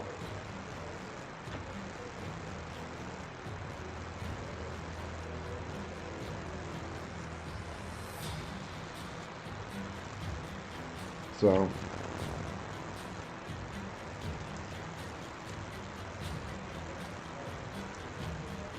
yeah, I might just have to say hats off because it's not, it's not doing anything. Despite it's like there's really no reason why.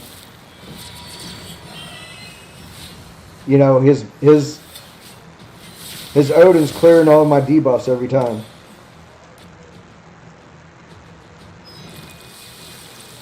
So it's kind of ridiculous where, it's like, really? Should it be that way? Like, why? So yeah, I don't know. I don't have an explanation. His Odin seems to be having a 100% chance of wiping my debuffs.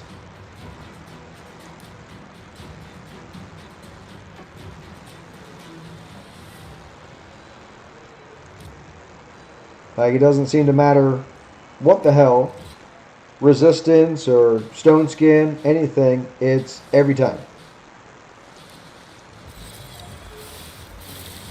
It's like, man, at some point in time, like, why can't, any of my shit work?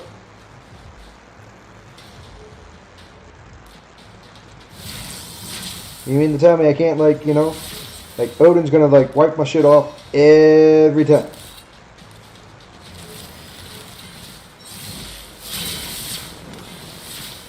Again, debuffed, stunned. I mean, I don't have a good answer. I would just say it's a super strong team that, it right now doesn't seem to make a difference. The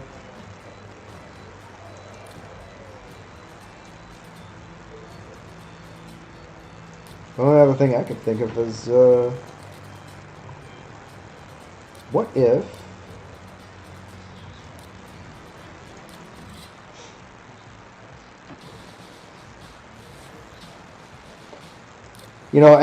there has to be a cost of. There's no way that he's got it all. So at some point in time, there's got to be a sacrifice that either he's, you want to have a super team that there's no way that it does, yeah. There's a cost.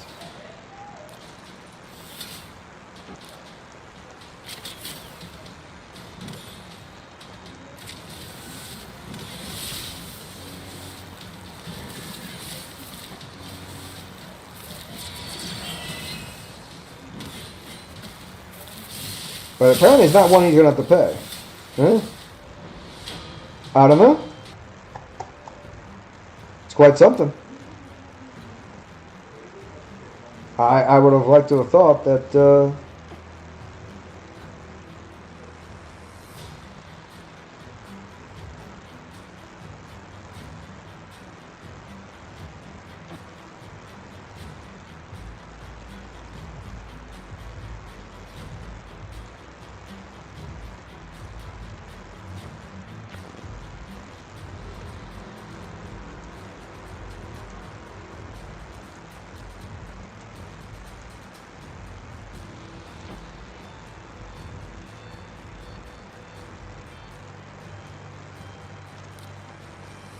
Well, like I said, I would like to think that some of these debuffs would actually land. That he should be locked out. He should be able to be put on school down. He should be able to get, he shouldn't be able to strip all my shit. Again, he did,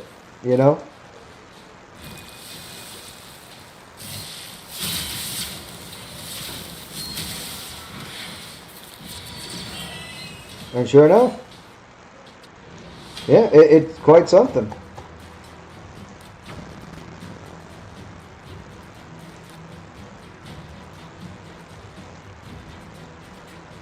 That It doesn't seem to matter.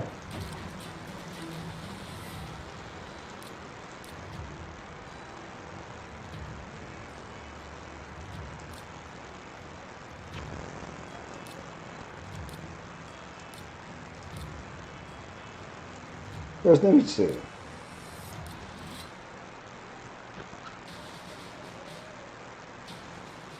Yep, I'm in the same boat.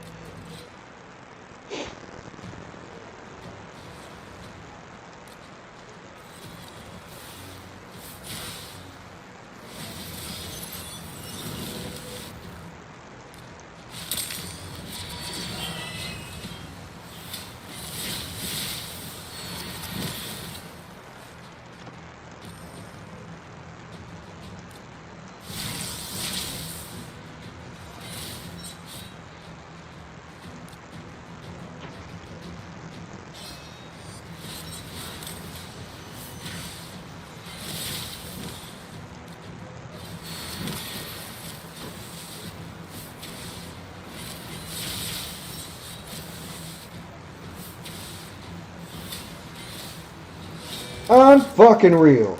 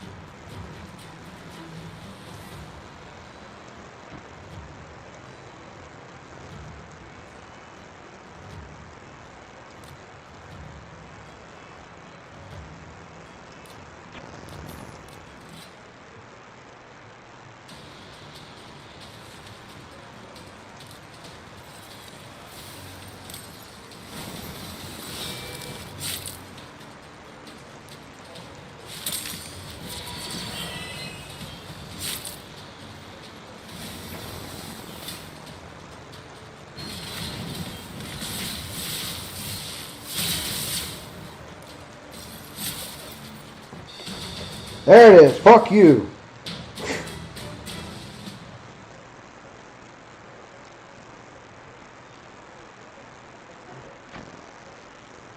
Good grief.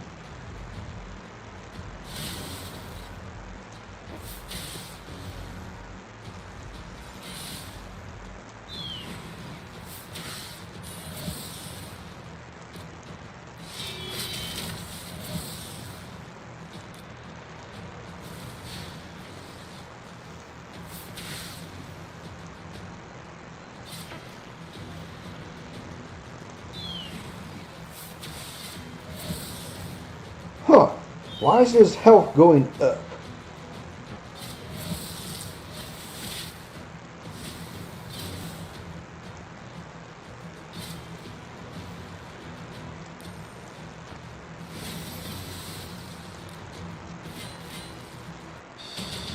Yeah, that was weird.